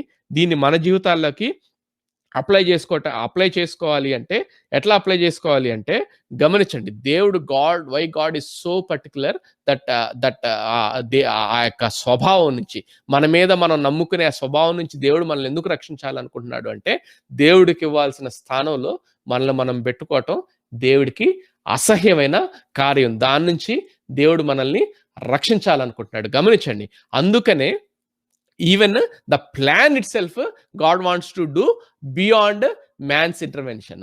అది చేయాలనుకుంటా ఉన్నాడు. సో చాలా జాగ్రత్తగా గమనించండి, దీని అప్లికేషన్ మనం అర్థం చేసుకోవాలి అంటే, so let's see the salvation part. రక్షణ విషయంలో ఏం జరుగుతుంది అంటే, సో మనిషికి రక్షణ ఎప్పుడు వస్తుంది అంటే, తాము చూస్తున్నామని చెప్పి నువ్వు అనుకుంటే నువ్వు గుడ్డివాడుగానే ఉంటావు. కానీ నువ్వు గుడ్డివాడు అని ఎప్పుడైతే రియలైజ్ అవుతావో అప్పుడు నీ కళ్ళు తెరవబడతాయి అని చెప్పి John 9th చాప్టర్లో యేసయ్య చెప్తా ఉన్నాడు. ఇది సాల్వేషన్ గురించి ఆయన చెప్పిన మాట. సో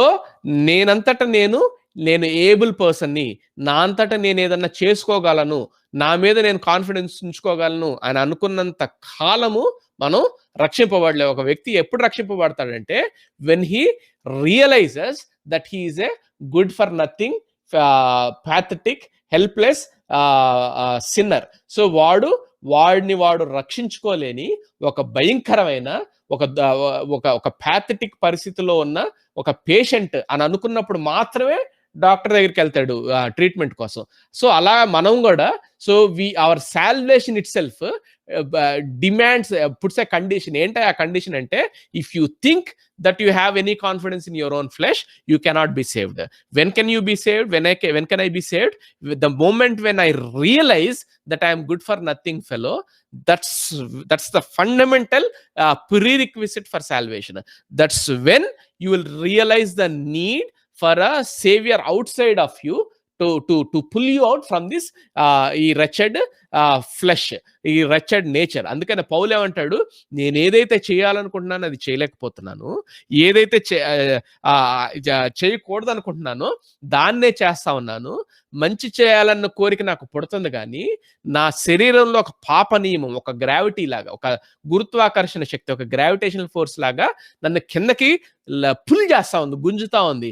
అది మంచి చేయాలన్న కోరిక నాకు కలుగుతుంది, కానీ that is pulling me down. Oh how what a wretched man I am, who will save me from this wretched flesh.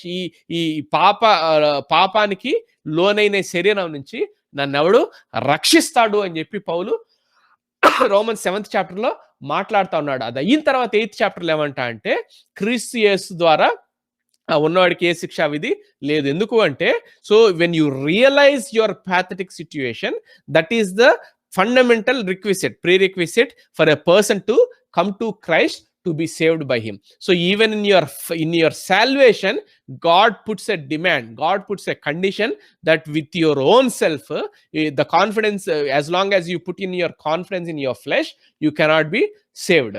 మంచిది. ఒకవేళ రక్షింపబడి యేసుక్రీస్తుని వెంబడించే వ్యక్తితో యేసు ఏం మాట్లాడాడు అంటే, మీరు మాథ్యూ 16th చాప్టర్ 24th వర్స్లో చూడండి. Then Jesus speaks to his disciples. ఏమనంటే, ఇది మనందరికి సుపరిచితమైన వాక్యం. ఏమని ఉంటుంది అంటే, అందుకని నేను చదివిట్లేదు. ఎవడైనాను నన్ను వెంబడించుకోరనట్లా, if anybody wants to follow me, they should deny their self, they should bear their cross daily and they should follow me. ఎవడైనాను నన్ను వెంబడించగోరిన ఎడల వాడు చేయాల్సింది ఏంటంటే, they should deny their self, they should bear the cross daily. Salvation రోజు మాత్రమే కాదు, నువ్వు నేను చేతగానోడిని, దేవా నన్ను రక్షించాను రియలైజ్ అయ్యేది సాల్వేషన్ డే ఒక్క రోజు కాదు, కానీ ప్రతిదినము దేవుడితో పాటు నువ్వు నడుస్తున్నప్పుడు, ఆయన వాక్యపు వెలుగులో, ఆయన పరిశుద్ధాత్మ వెలుగులో దేవుడు మన స్వభావం ఒక్కొక్కటి మనం ఎంత ఎదవలమో చూపిస్తున్నప్పుడు మనల్ని మనము డినై చేసుకుని, so anybody wants to follow me, ఎవరినైనా నన్ను వెంబడించుకునేళ్ళ, they should deny their self, not one day, not 2 day, not on the day of salvation, but every day. ప్రతి దినం మనల్ని మనం ఉపేక్షించుకుని, నా మీద నేను కాన్ఫిడెన్స్ ఉంచడం మానేసి, నేను నా సిలువని మోయటం అంటే ఏంటంటే, ప్రతిదినం తన సిలువని ఎత్తుకుని వెంబడించడం అంటే ఏంటంటే, దిస్ క్రాస్ క్రూసిఫైస్ అవర్ సెల్ఫ్. అందుకని పౌలు ఏమంటాడు, I am crucified with Christ, right? So మనల్ని మనం ఉపేక్షించుకుని, తాను ఉపేక్షించుకుని, తన సిలువని ఎత్తుకుని నన్ను వెంబడించు వాడే నాకు శిష్యుడే ఉంటాడు. If you cannot deny yourself, if you cannot deny yourself, if you don't want to carry your cross, first thing, you cannot be saved. Even if you are saved, you cannot be his disciples. అర్థమవుతుంది కదా? That's the fundamental condition God has put, not just for the day of salvation, but for your entire Christian life. నువ్వు దేవుడిని వెంబడించాలి అనుకుంటే, if you are following your flesh, you cannot be my disciple. అందుకనే నేను మళ్ళీ coming back, ఇక్కడ దేవుడు అబ్రహాంతో అన్న మాటని నేను ఒకసారి చదువుతా ఉన్నాను. లాస్ట్ వర్స్, ఇక్కడ 14th వర్స్. Any uncircumcised male who is not circumcised in the flesh of his foreskin shall be cut off from his people, because he has broken my covenant. ఎవడైతే వాడు ఉపేక్షించుకోడో, ఇదే మాటని యేసు చెప్పాడు. ఏమన్నాడు? నువ్వు నన్ను వెంబడించాలి అనుకుంటే you should deny yourself. If you are not ready to deny yourself, if you are not ready to be circumcised in your heart, such a person shall be cut off from the people. If you are not ready to deny ourselves, period, there you and I cannot be a Christian. Such a person shall be cut off from the people, because such a person has violated my covenant, because such a person who is not willing to deny himself, he cannot be my disciple. This is what even Jesus spoke to us. So that is the importance of this circumcision. మంచిది, నేను ఇంకా time ఎక్కువ లేదు, కొన్ని వాక్యాలు నేను ఇంకా cover చేయాలి కాబట్టి నేను ముందుకు వెళ్తా ఉన్నాను. So that is the application part of it, we need to understand. So 15th verse నుంచి నేను చదువుతా ఉన్నాను. సో ఇప్పుడు దాకా ఏం జరిగింది అంటే, సో ఇక్కడ దేవుడు మనల్ని మనం గ్లోరిఫై చేసుకునే సెల్ఫ్, మన keeping hour confidence in our own self, మన మీద మనం ఎంత నమ్మకం ఉంచుకొని మన మీద మనం ఎంత మంచోళ్ళం అనుకుంటామో అది పాప స్వభావం, అది అసహ్యం. నువ్వు దాని నుంచి దేవుడు మనల్ని రక్షించాలనుకుంటున్నాడు. దాన్ని హ్యాంగ్ అయి ఉన్నంత వరకు మనం దేవుడి రక్షణని ఎంజాయ్ చేయలేము, దేవుడిని వెంబడించలేము అనే పాయింట్ ఇప్పుడు దాకా మనం చూసాము. ఇక్కడ ఈ మిగిలిన వర్సెస్ లో దేవుడు ఏం హైలైట్ చేస్తా ఉన్నాడు అంటే, ఈవెన్ ఈ రక్షణ ప్రణాళిక అంతా అబ్రహాం తర్వాత నుంచి ఇస్సాకు ద్వారా రాబోతా ఉంది కాబట్టి, so even the plan of redemption ఎందుకు? To save us from the sinful flesh, to save us from the sinful nature which makes us to put our confidence in our flesh. అది దాని నుంచి దేవుడు రక్షించాలనుకున్నాడు రిడెంప్షన్ ప్లాన్ ద్వారా. అయితే ఇక్కడ ఈ మిగిలిన వర్సెస్ లో దేవుడు ఏం చెప్తా ఉన్నా అంటే, even the very redemption plan is going to come not through human effort but through my promise. Human effort ఎవరు? ఇష్మాయేల్. వీళ్ళు ఇప్పుడు దాకా ఏమనుకుంటా ఉన్నారు? వీళ్ళ సొంత కాన్ఫిడెన్స్ ఫ్లెష్ మీద వీళ్ళు కాన్ఫిడెన్స్ ఉంచుకుని ఇష్మాయేల్ ని ప్రొడ్యూస్ చేశారు అబ్రహాం సారా. సో దేవుడు ఏం చేస్తా ఉన్నా అంటే, he is rejecting Ishmael who came from human flesh, who came from human confidence. So even the very redemption plan, even the very covenant, నేను ఇష్మాయేల్ ద్వారా చేయట్లేదు కానీ ఈ ఇస్సాకు ద్వారా చేస్తున్నాను. ఎవరయ్యా ఇస్సాకు అంటే, who is coming, he's gonna come out through you Abraham and Sarah, not when you guys are in the age where you can produce a child. మీరు కొడుకుని కనగలిగిన వయసులో ఉన్నప్పుడు కాదు, ఇప్పుడు కోల్పోయారు కదా ఆ వయసు. ఇప్పుడు ఇవ్వబోతున్న ఇస్సాకు దేనికి సాదృశ్యం అంటే, మనిషి మానవాతీత, అంటే ఈ హ్యూమన్ ఫ్లెష్ కి అతీతంగా నా వాగ్దానం ద్వారా. ఇప్పుడు కొడుకు మామూలుగా మీ అంతటి మీరు కావాలనుకున్న పుట్టించలేని పరిస్థితి, అంత వయసుకు వచ్చేసారు. అయినా కానీ ఇప్పుడు మీ కొడుకు వస్తున్నాడు అంటే ఇది ఎవరి కార్యం? నా వాగ్దానం, ఇది నా కార్యం, this is my thing. So అట్లాంటి కొడుకు ద్వారా నేను నా యొక్క కావనెంట్ ని, నా యొక్క నిబంధనని స్థిరపరచబోతా ఉన్నాను. I'm going to establish my covenant through Isaac. Who is this Isaac? This Isaac is someone who has come, who's going to come beyond your effort, right? So విమోచన కార్యం ద్వారా దేవుడు మనల్ని దేని నుంచి రక్షించాలనుకున్న ఇప్పుడు దాకా చూసాము. ఈవెన్ దట్ వెరీ విమోచన కార్యం, that very redemption plan is going to come through Isaac, who is the promise of God and not a effort of man. అది ఇక్కడ నుంచి మనం చూడబోతా ఉన్నాం. చాలా క్విక్ గా చదువుతాను, గమనించండి, ఎందుకంటే సింపుల్ గానే ఉంటుంది. And God said to Abraham, third section, 3 sections అని చెప్పాను కదా. As for me, as for you Abraham, as for Sarah, ఇది థర్డ్ పార్ట్ అన్నమాట. And God said to Abraham, as for Sarai your wife, you shall not call her name Sarai but Sarah shall be her name. మంచిది. I will bless her and moreover I will give you a son by her. I will bless her and she shall become nations. Kings of peoples shall come from her. ఇందాక అబ్రహాంకి చెప్పిన 3 ప్రామిసుల్లో first part ఇక్కడ సారా గురించి కూడా చెప్తా ఉన్నాడు. ఏంటి? ఆమె నుంచి నేషన్స్ రాబోతున్నాయి, ఆమె నుంచి రాజులు రాబోతా ఉన్నారు. మోర్ ఓవర్, చాలా జాగ్రత్తగా గమనించండి, moreover I will give you a son by her. Particular గా చెప్తా ఉన్నాడు. ఎందుకు? ఆయన ఈ మాటని వాళ్ళ హార్ట్ లో ఒక బాంబు పేల్చాడు. ఇప్పుడు వీళ్ళప్పుడు దాకా ఏమనుకుంటా ఉన్నాడు అబ్రహాము? ఈ ఇష్మాయేలే నేను నా సొంత శక్తితో కనుక్కున్నాను కదా, నా సొంత హ్యూమన్ మైండ్ లోకి వెళ్ళి కనుక్కున్నాం కదా, ఈయనే నా ఆఫ్ స్ప్రింగ్, దేవుడు ఇస్తాడన్న ఆఫ్ స్ప్రింగ్ ఈయనే అనుకుంటా ఉన్నాడు. అందుకనే పర్టికులర్ గా ఇక్కడ అబ్రహాముతో దేవుడు చెప్తా ఉన్నది ఏంటంటే, I will give you a son not through Hagar, through Sarah. అంటే ఎవరి సారా అంటే, she is the one who cannot produce any son by her own strength. She has crossed that age. ఇప్పుడు ఆమె ద్వారా నేను కొడుకునివ్వబోతా ఉన్నాను. ఈ కొడుకు ఇప్పుడు మీ శక్తి ద్వారా వచ్చేవాడు కాదు, నా ప్రామిస్ ద్వారా వచ్చేవాడు అని ఇక్కడ దేవుడు అబ్రహాంకి చెప్తా ఉన్నాడు. ఇప్పుడు ఇది అయిన తర్వాత ఇక్కడ అబ్రహాం ఏం చేస్తున్నాడు చూడండి. ఇప్పుడు దాకా ఈ ఇష్మాయేలే కొడుకు అనుకుంటున్న అబ్రహాంకి ఎప్పుడైతే బాంబు పడిందో, ఇదేం చేస్తా ఉన్నాడు, then Abraham fell on his face and laugh and said to himself, shall a child be born to a man who is 100 years old, shall Sarah who is 90 years old bear a child.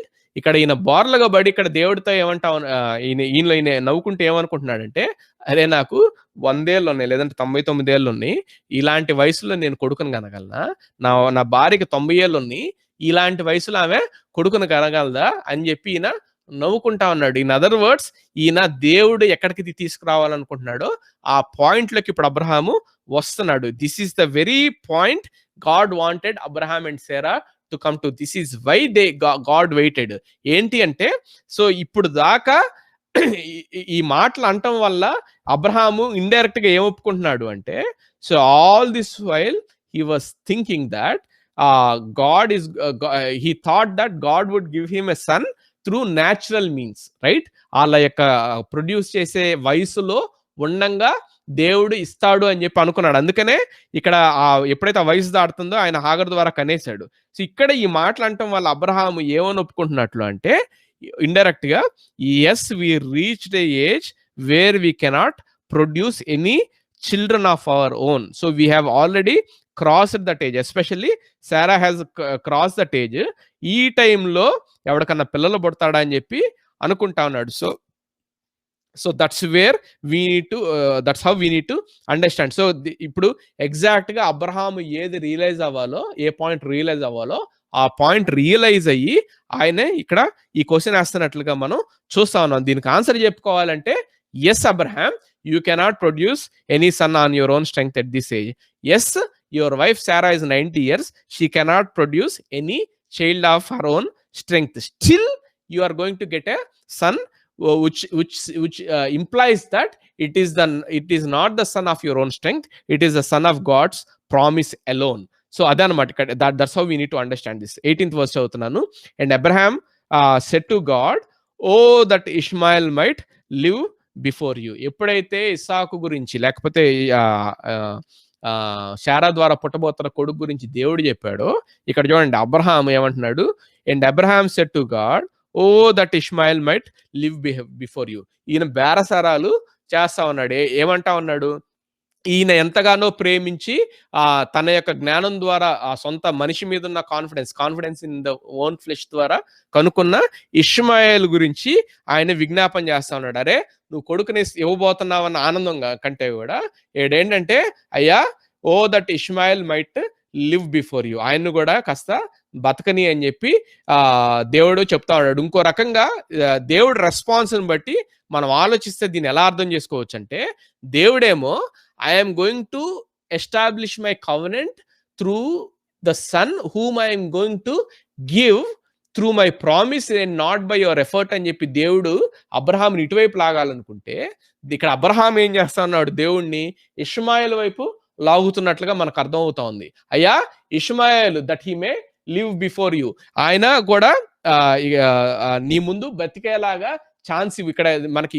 దీన్ని మనం ఏ వర్స్తో కలుపుకోవాలి అంటే, 17th chapter first లోనే ఇక్కడ దేవుడు ఏమన్నాడు, walk before మీ, right? Before me అన్నాడు కదా. ఆ బిఫోర్ యూ ఇక్కడ అబ్రహాం ఏమంటున్నాడు, ఇష్మాయేల్ కూడా బిఫోర్ యూ అంటే ఈ కావనెంట్ లో పార్ట్ ఉండేలాగా చూడు అన్నట్లుగా మనం అర్థం చేసుకోవాలి. అందుకనే 19th verse లో దేవుడు ఎలా రెస్పాండ్ అవుతున్నాడు చూడండి. God said, no, but Sarah your wife shall bear you a son and you shall call his name Isaac. I will establish my covenant with him as an everlasting covenant for his offspring after him. So ఇక్కడ Abraham ఏమన్నాడు 18th verse లో, ఓ ఇష్మాయేలు, మా యొక్క సొంత జ్ఞానంతో the son whom we produce out of our confidence in our own self, ఆ ఇష్మాయేలు O that Ishmael might live before you, ఆయనకు కూడా ఆయన make him as a part of your covenant అంటే, ఇక్కడ దేవుడు క్లియర్ గా ఏం చెప్తున్నాడు అంటే, so that which has been produced out of your own confidence, he is not going to be he is not going to come under my covenant. But who is going to come under my covenant అంటే ఇక్కడ ఏమంటా ఉన్నాడు, no Abraham, not Ishmael, but Sarah your wife shall bear you a son and you shall call his name Isaac, and I will establish my covenant with him. So how we need to understand అంటే, so Abraham ఏమో ఈ ఇష్మాయేల్ వైపు చూపిస్తా ఉంటే ఆయన్ని కూడా కలుపుకో అని చెప్తా ఉంటే దేవుడు క్లియర్‌గా ఈయన గాదు, ఈయన మీ సొంత శక్తితో వచ్చినోడు. This is not my will. So ఈ నా విల్ ఎవరయ్యా అంటే నీ ప్రమేయం లేకుండా, నీ ప్రమేయం లేకుండా నా యొక్క ప్రామిస్ ద్వారా వచ్చే ఐజాకే that is he is going to be your offspring. ఆయన్నే నేను కవెనెంట్‌కి ఎస్టాబ్లిష్ ఆయన ద్వారా చేయబోతా ఉన్నాను అని చెప్పి ఇక్కడ దేవుడు అబ్రహాంతో క్లియర్‌గా చెప్తా ఉన్నాడు. అయితే అబ్రహాం అడిగాడు కాబట్టి ఏమంటా ఉన్నాడంటే 20th వర్స్ చూడండి. As for Ishmael I have heard you, behold I have blessed him and I will make him fruitful and multiply him greatly. He shall father 12 princes and I will make him into a great nation. అయ్యా నువ్వు అడిగావు కదా, so నువ్వు అడిగిన దానికోసం నేను ఆయన్ని అభివృద్ధి చేసి ఆయన నుంచి కూడా గొప్ప నేషన్ తీసుకొచ్చి రాజుల్ని 12 princes తీసుకొస్తాను, అవన్నీ చేస్తాను కానీ ఒకటి మాత్రం నేను ఇవ్వలేను. He cannot be part of my covenant. అందుకనే 21st వర్స్లో ఏమంటా ఉన్నాడు, ఇవన్నీ ఇష్మాయెల్ గురించి నేను చేస్తాను కానీ బట్ అండర్లైన్ చేసుకోండి. బట్ అంటే ఏంటంటే ఇవన్నీ నేను చేస్తాను కానీ but he is not going to be part of my covenant. But I will establish 21st verse, but I will establish my covenant with Isaac whom Sarah shall bear to you at this time next year. So you need to దీని significance మనం ఎట్లా అర్థం చేసుకోవాలి అంటే this was argument అనలేను కానీ this was contrast between Ishmael and Isaac. ఎవరి Ishmael అంటే Ishmael is the one who Abraham produced from their confidence in their self, in their flesh. Who is this Isaac ante this is the one who they lost their confidence in their flesh, who is going to come after they lost their confidence in their flesh. ఎట్లా చెప్పగలను? పైన versus ఏమన్నాడు, 99 ఏళ్ళు నాకు, నా భార్యకి 90 ఏళ్ళు, ఈ వయసులో నాకు ఎవరికన్నా కొడుకు పుడతాడా అని నవ్వుకున్నాడు. So in other words Abraham ఏమని కన్ఫెస్ చేస్తున్నాడు అంటే కొడుకుని కనలేని పరిస్థితుల్లోకి మేము వచ్చేసాము. సో కొడుకుని కనలేని మా కాన్ఫిడెన్స్ ఫ్లెష్ మీద మేము కాన్ఫిడెన్స్ ఉంచే పరిస్థితి లేదు. ఇట్లాంటి టైంలో కూడా దేవుడు నీ యొక్క శక్తికి, నీ యొక్క కాన్ఫిడెన్స్కి ప్రమేయం లేకుండా దేవుడు కొడుకుని ఇవ్వబోతా ఉన్నాడు. ఆయన పేరు ఐజాక్. సో ఆయన ద్వారా నా యొక్క కావెనెంట్ని నేను ఎస్టాబ్లిష్ చేయబోతా ఉన్నాను. Not through Ishmael whom you produced out of the confidence of your flesh. So this is a clear indication. దీని స్పిరిచువల్ సిగ్నిఫికెన్స్ ఇది పత్రికల్లో, దీన్ని రోమ పత్రిక 9వ అధ్యాయంలో పౌలు ఏం రాస్తాడంటే క్లియర్గా, not everybody who came through Abraham are children of Abraham, right? So Abraham నుంచి వచ్చిన వాళ్ళందరూ అబ్రహాం సంతానం కాదు, కానీ ఎవరైతే ప్రామిస్ ద్వారా వచ్చారో అంటే Isaac, he is considered as a children of Abraham అని చెప్పి రోమా 9th chapter 6th verse పౌలు అంటాడు. సో ఇది దేనికి సాదృశ్యం అంటే దేవుడు ఏర్పరిచిన నిబంధన, దేవుడు ఇవ్వబోతున్న రక్షణ ప్రణాళిక, ఇది మనిషి ఎఫర్ట్స్ నుంచి వచ్చేది కాదు, కానీ ఇది కేవలం దేవుని వాగ్దానం ద్వారా మాత్రమే వచ్చేది. అందుకనే ఎఫ్ఎస్సి పత్రిక మనకు చాలా నేను రిఫరెన్స్ తీయక్కర్లేదు, చాలా ఫేమస్ వర్స్ ఇది. ఏంటి? ఎఫ్ఎస్సి 2:8 ఏమని ఉంటుందంటే, మేబీ ఒకసారి తీసి చదివితే బాగానే ఉంటుందేమో. ఇది చెప్పేసి నేను క్విక్గా ముగిచ్చేస్తాను, ఇంకొక 5 minutesలో అట్లా 5-10 minutesలో ముగిస్తాను, ఎవరు నేర్చుపడద్దు. 2nd chapter 8th verse ఇక్కడ ఏమంటా ఉన్నాడు పౌలు, Ephesians 2nd chapter 8th verse, ఎఫెసీ పత్రిక 2వ అధ్యాయం 8వ వచనం, for by grace you have been saved through faith. For by grace అంటే God's grace you have been saved through faith, and this is not your own doing, it is the gift of God. It is not of your own doing, it is the gift of God, not a result of works, so that no one may boast. అర్థమవుతుంది కదా? మళ్ళీ చదువుతున్నాను. For by grace you have been saved through faith, and this is not your own doing, it is the gift of God, not a result of works, so that no one may boast. ఇది మీరు విశ్వాసం ద్వారా కృపచేతనే రక్షింపబడ్డారు, మీ యొక్క సొంత పనులు కాదు, దేవుని కృపచేత మీరు రక్షింపబడ్డారు. This is the gift of God, right? This is the gift of God. This is not the work result of anybody's work, so that no one can boast. ఎందుకు ఇది పర్టికులర్గా రాస్తున్నాడంటే, ఈ లైట్లో మనము ఈ స్టోరీ, ఇప్పుడు మనం అబ్రహాం ఇస్సాక్ స్టోరీని చూసినట్లయితే ఇక్కడ ఏంటంటే, who is Ishmael? he's the result of the work of man. Who is Isaac? He's not the result of the work of man. ఎందుకు? అప్పటికి వాళ్ళకి ఆ వయసు అయిపోయింది. He is the promise of God. He is the gift of God. So salvation is going to come to you from the gift of God. It's not going to come to you from the result of your work. So అందుకనే Ishmael ద్వారా వస్తే, Ishmael covenant లో part అయితే, so ఏమవుతుంది? So man may boast because the salvation has come through Ishmael, who is the result of a human work. అందుకనే దేవుడు ఏం చేస్తా ఉన్నాడంటే ఇష్మాయిల్ ని ఆయన రిజెక్ట్ చేసేసి, మ్యాన్ తన తన కాన్ఫిడెన్స్ లో ఆయన ఏదైతే ప్రొడ్యూస్ చేశాడో దాన్ని రిజెక్ట్ చేసేసి, ఈ దేవుడు మనిషి చేతులు ఎత్తేసిన వయసులో వచ్చిన ఇస్సాకు, he is the promise of God. ఆయన ద్వారా ఆయన రక్షకుడు, ఆ రక్షకుడు ద్వారా రక్షణ తీసుకొచ్చి, ఇక్కడ పౌలు ఏమంటా ఉన్నాడంటే, it is not the result of your work, it is just the gift of God. You can not boast in your work, so that no one can boast in your salvation. అందుకనే రక్షణ ఎందుకు అంటే మనిషిలోంచి ఆ confidence in himself తీసేయటానికి. ఆ రక్షణ కార్యక్రమం, ఆ రక్షణ, ఆ రిడెంప్షన్ ప్లాన్ కూడా ఎలా వచ్చిందంటే, not through the result of anybody's work, it came beyond the capacity of Abraham and Sarah through Isaac, who was the promise of God and not a result of any work. That's how we need to understand. So మంచిది. Coming back few versus ని మనం చదివేసి ముగించుకుందాం. Genesis 17th chapter ఇది అయిపోయింది. ఇది అయిపోయిన తర్వాత అబ్రహాం ఏం చేస్తా ఉన్నాడు చూడండి. And when he had finished talking with him, when God has finished talking with Abraham, God went up from Abraham. ఆయన వెళ్ళిపోయాడు. Then Abraham took, ఇక్కడ అబ్రహాము యొక్క response, this is what makes Abraham faith beautiful. అప్పుడు దాకా ఆయనకున్న ఆ మొబ్బులు తొలగిపోయినాయి. ఆయనకు అర్థమైంది దేవుడు ప్లాన్ ఏంటో ఆయనకు అర్థమైంది.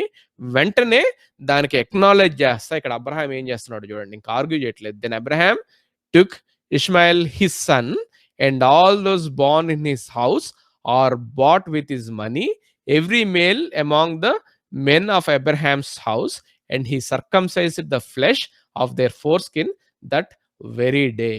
And God has said, as God has said to him. Abraham was 99 years old when he was circumcised in the flesh of his foreskin, and Ishmael his son was 13 years old when he was circumcised in the flesh of his foreskin. That very day Abraham and his son Ishmael were circumcised, and all the men of his house, those born in the house and those bought with money from a foreigner, were circumcised with him. అంటే ఇది దేనికి సాదృశ్యం అని చెప్పాను, no confidence in their flesh. So దేవుడు clear cut గా reject చేస్తాడు. ఏంటి? Ishmael is the confidence, is the result of your work, is the confidence of your flesh. He is not going to be part of my covenant. Isaac is not out of your the confidence of your flesh. నువ్వే చెప్పావు ఈ వయసులో ఎవరు పడతారని. So ఆ తర్వాత వస్తున్నాడు Isaac, he is going to be the part of my covenant అని ఎప్పుడైతే దేవుడు చెప్పి వెళ్ళిపోయాడో, అబ్రహాం దానికి శిరసా వహించి దాన్ని ఎక్నాలెడ్జ్ చేస్తూ హీస్ కీపింగ్ దట్ కావెనెంట్. ఏ రకంగా?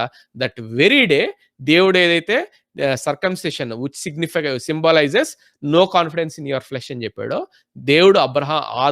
దేవుడు చెప్పిన మాటకి అబ్రహాము he obeyed అంటానికి గుర్తు ఏంటంటే, that very day he obeyed God and took off his confidence from his flesh.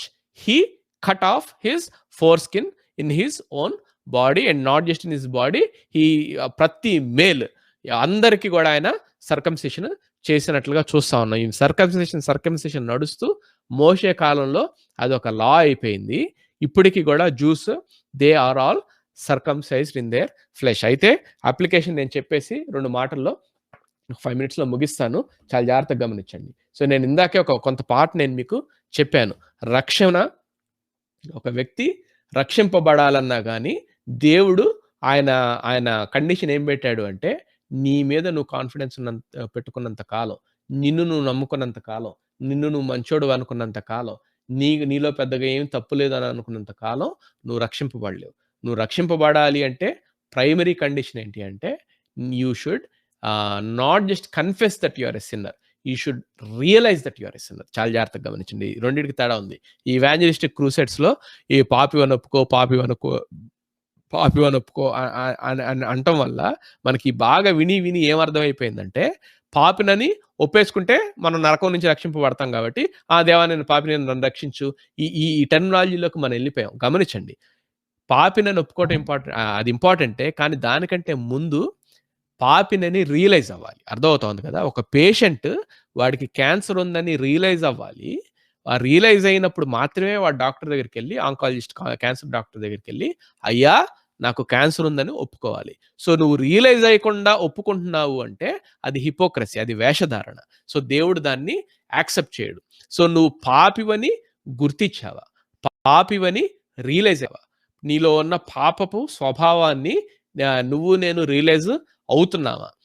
అది అయినప్పుడు ఆ పాప స్వభావం ఎంత దౌర్భాగ్యం, అంత దరిద్రమైందో, అది ఎంతగా మనిషిని ఒక స్లేవ్‌గా చేసిందో మనకు అర్థమైనప్పుడు, నా అంతట నేను రక్షించుకోలేను అని నాకు అర్థమైనప్పుడు మాత్రమే నేను యేసు ప్రభువు దగ్గరికెళ్ళి ఆయన కృపని ఆశ్రయిస్తాను. గమనించండి, ధర్మశాస్త్రాన్ని దేవుడు ఎందుకిచ్చాడయ్యా అంటే, దేవుడికి తెలియక కాదు. ఏ వ్యక్తి కూడా ధర్మశాస్త్ర క్రియల ద్వారా నీతిమంతుడిగా తీర్చబడ్డాడు. ఆ విషయం దేవుడికి తెలుసు.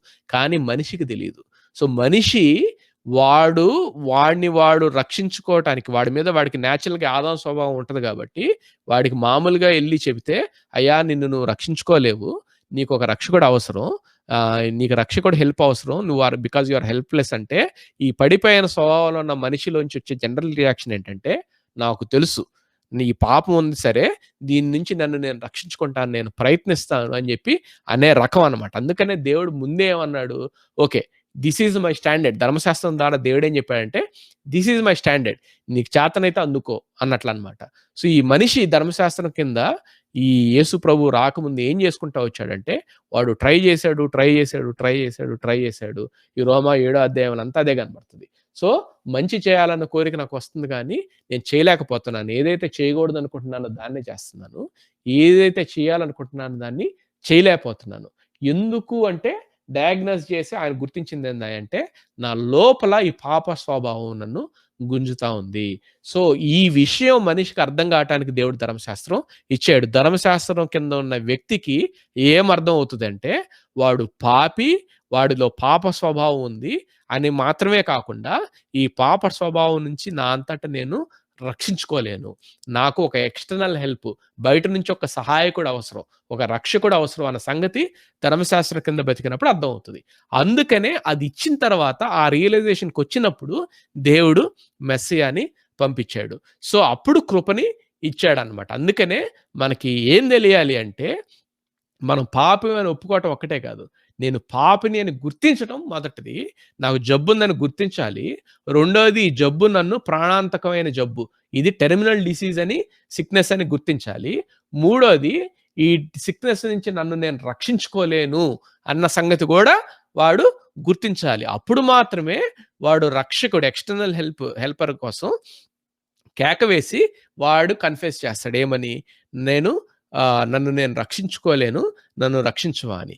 So, God wants you to come to that point where you put no confidence in your flesh, where you will cry out for a confidence in someone outside of you. Right? Not in your self.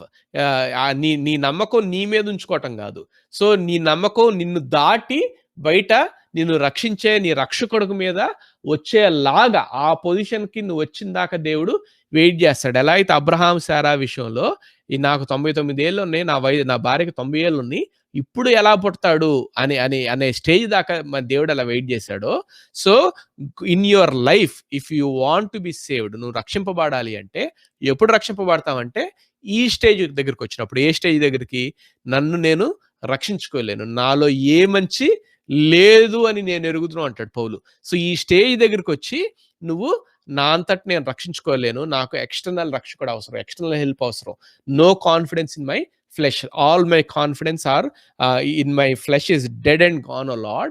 Now I put my confidence in you alone because I am helpless, pathetic sinner. Good for nothing fellow. ఆ stage వచ్చిన తర్వాత దేవుడు నిన్ను రక్షిస్తాడు. అది number 1. Number 2 నేనేం చెప్పాను అంటే, ఇది కేవలం రక్షింపబడిన రోజుకు మాత్రమే కాదు గానీ, ప్రతిదినము నువ్వు అలా అనిన తర్వాత దేవుడు నీ స్వభావాన్ని మొత్తాన్ని ఒక్క రోజులో మార్చడు. అదేమవుతది అంటే నువ్వు ఆ రక్షణ ఎప్పుడైతే ప్రార్థన చేస్తావో దేవుడితో, ఆ రక్షణ ఆ సహవాసంలోకి ఎంటర్ అవుతావు.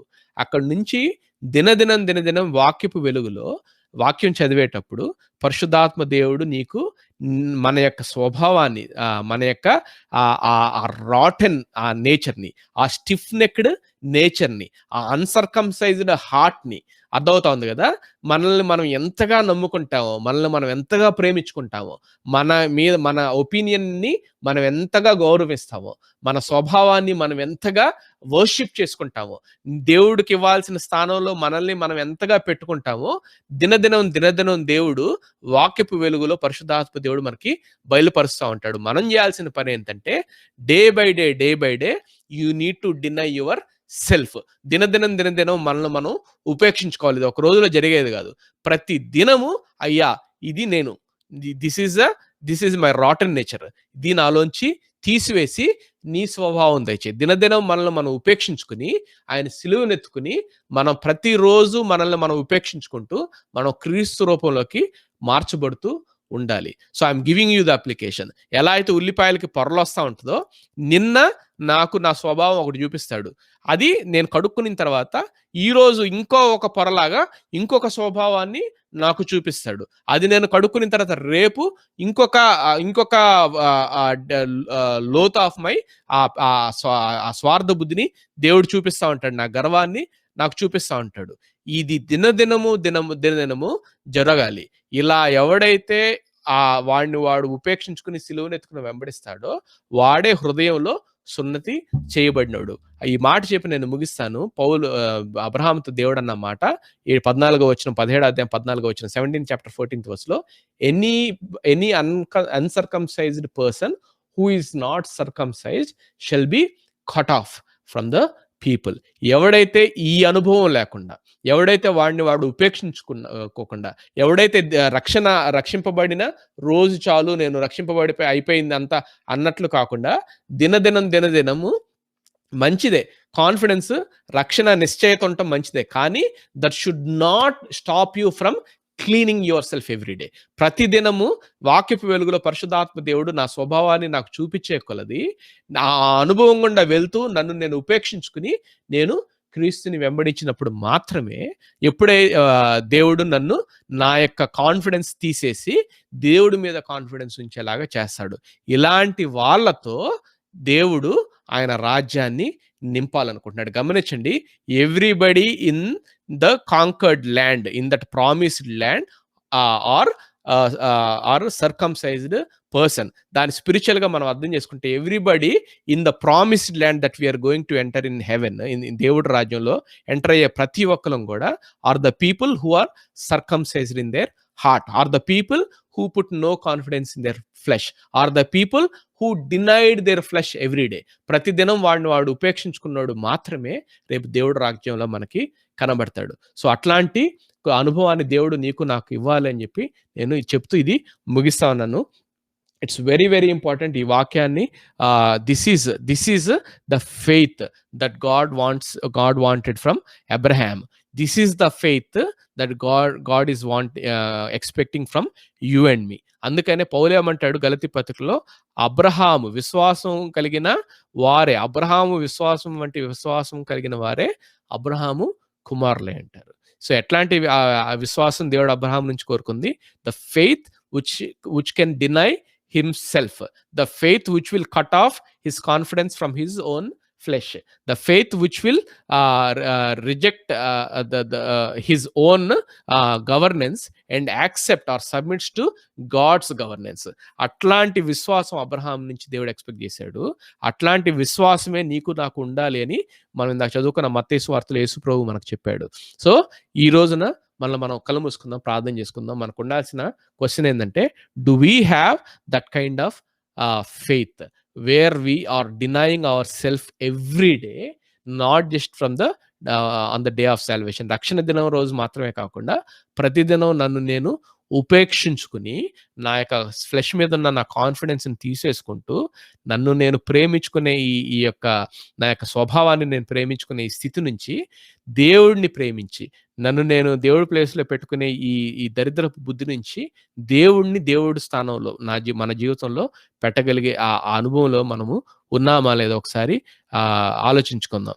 సో, ఎన్ని రోజులైంది నువ్వు నేను రక్షింపబడ్డాను అనుకుంటున్నావు కానీ, ఎన్ని రోజులైంది దేవుడు దినదినం మన యొక్క స్వభావాన్ని మనకి చూపిచ్చి, ఎన్ని రోజులైంది దేవుడు మనలో ఉన్న గర్వాన్ని మనకి చూపిచ్చి, ఎన్ని రోజులైంది దేవుడు మనలో ఉన్న స్వార్థాన్ని మనకి చూపిచ్చి. So, if that is not happening every day, there is something seriously wrong with our devotion. It's not Bible that we are reading, it's something else. It's not Christ that we are following, it's someone else. ఎందుకంటే if it is Christ, యేసుక్రీస్తుని గనక నువ్వు వెంబడించినట్లయితే దినదినం నిన్ను నువ్వు ఉపేక్షించుకోవాల్సినంత light దేవుడు నీకు చూపిస్తా ఉంటాడు. నా స్వార్థపు బుద్ధిని నాకు చూపిస్తా ఉంటాడు. ప్రతి దినం నన్ను నేను ఉపేక్షించుకొని ఆయన సిలువెత్తుకుని నేను వెంబడించేలాగా నన్ను నడిపిస్తాడు. సో, నాకు అంత లైట్ నా మీద చూపిస్తలేదు అంటే మనం అర్థం చేసుకోవాల్సింది ఏంటంటే, అయితే మనం వాక్యం అన్నా చదవట్లేదు, మనం వెంబడించేది క్రీస్తును కాదు, ఇంకోళ్ళెవరినో యేసుక్రీస్తు పేరులో మనం వెంబడిస్తున్నామని. నా మాటలు కొంచెం కఠినంగా ఉండొచ్చు, బట్ ఇది సత్యం. మనం వెంబడించేది యేసుక్రీస్తునైతే, మనం చదివేది వాక్యం, దేవుడి వాక్యం అయితే గనక, ఈ వాక్యంలోంచి పరిశుద్ధాత్మ దేవుడు మనతో యేసుక్రీస్తులాగా లేని మన రూపాన్ని దినం మనకి చూపిస్తా ఉంటాడు. మనం మన స్పౌజెస్‌నో, లేకపోతే మన కజిన్స్‌నో, మన ఫ్రెండ్స్‌నో, లేకపోతే మన చర్చ్‌లో మనకు తెలిసినోళ్ళనో, వాళ్ళని కాదు మనల్ని మనల్ని ఏలు పెట్టి దేవుడు చూపిస్తా ఉంటాడు. కళ్యాణ్, నీలో ఈ బుద్ధి కరెక్ట్‌గా లేదు, ఇది కరెక్ట్ చేసుకో. So, we will be cleaning our cells, we will be denying our cells, we will be bearing the cross every day. So, అట్లాంటి అనుభవాలు మనకి దేవుడు ఇవ్వాలని కోరుతూ నేను ప్రార్థన చేస్తున్నాను. ప్రభా, మీకు స్తోత్రాలు. లార్డ్ 1 hour 35 minutes అయింది ప్రభా, ఆలస్యమైంది, క్షమించండి ప్రభా. But lord, you have given us the beautiful meditation of father God. నాయన, ఎంత ఇంపార్టెంట్ నాయన కటింగ్ ఆఫ్ ద ఫ్లెష్ ఎంత ఇంపార్టెంట్ మీరు మాకు చూపించారు ప్రభా. సర్కంసైజ్డ్ హార్ట్ యొక్క ఇంపార్టెన్స్ ఏంటో మీరు మాకు తెలియజేసినందుకు మీకు వందనాలు ప్రభా. Lord, you showed us lord how a fallen man keeps his confidence in his own flesh, how uncircumcised man keeps his confidence in his own flesh. So ప్రభా, నేను అబ్రహాం శారాలు ప్రభా అలాంటి మైండ్ సెట్లో ఇష్మాయిల్ కన్నప్పుడు మీరు క్లియర్ కట్గా అబ్రహాంతో చెప్పారు, no, he is not going to be part of my covenant. The person who is going to come out without the confidence in the human nature. So that is the one, the Isaac who's going to be part of my covenant. And మీరు క్లియర్గా తెలియజేశారు ప్రభా. మీకు వందనాలు ప్రభా. నేను ఎంతైనా ప్రభా మేము ఈ వాక్యాల నుంచి నేర్చుకోవాలి ప్రభా. మేము మా దినంలో మేము రక్షింపబడ్డాం అనుకుంటున్నాం, కానీ ప్రభా ప్రతిరోజు ప్రభా మాలో ఉన్న ఆ యొక్క తుప్పు మేము చూడలేకపోతున్నాం. ప్రతిరోజు మాలో ఉన్న ఆ యొక్క స్వార్థ స్వభావాన్ని మేము చూడలేకపోతున్నాం. ప్రతిరోజు ప్రభా మాలో ఉన్న అన్క్రైస్ట్ లైక్ నేచర్ని ప్రభా మేము చూడలేకపోతున్నాం. Either we are missing reading our Bible in a proper way, or Lord we are pretending that we are following Christ where we are not of father God. ఆ యొక్క హిపోక్రసీ నుంచి మమ్మల్ని రక్షించండి ప్రభా. ఆ యొక్క మోసంలోంచి, ఆ డిసీట్లోంచి మమ్మల్ని రక్షించండి అయ్యా. Every day lord, before your word lord, help us to look into ourselves, oh Father God, every day, oh Father God, Lord, help us to deny ourselves, and Lord, to bear the cross of Father God, and Lord, to దినదినం మమ్మల్ని మేము ఉపేక్షించుకుని ప్రభా, మా స్వభావాన్ని ఉపేక్షించుకుని దినదినం మమ్మల్ని కడుక్కుంటూ ప్రభా క్రీస్తు యొక్క స్వారూప్యంలోకి మేము మార్చబడటానికి help us to deny us every day, ourselves every day, so that Lord, we might be transformed into your nature, oh Father God, into the nature of your Son, oh Father God, Jesus Christ, oh Lord, every day, oh Father God, Lord, by bearing our cross. అటువంటి అనుభవాలు మా అందరికీ ఇమ్మని, నేను ప్రతి ఒక్కరిని నేను ఈ వాక్యం ద్వారా బ్లెస్ చేయమని, మరలా నెక్స్ట్ వీక్ కలుసుకుని నేను మీ వాక్యాన్ని ధ్యానించే కృపను దయచేయమని యేసు నామమున అడిగి వేడుకుని ప్రార్థిస్తున్నాం తండ్రి. ఆమేన్. మంచిదండి. Thank you so much. Sorry కొంచెం లేట్ అయింది, but I'm so glad that God has spoken to our hearts. ఈ వాక్యాన్ని మీరు షేర్ చేయండి అనేక మందికి, సో దట్ అనేక మంది బ్లెస్ అయ్యేలాగా.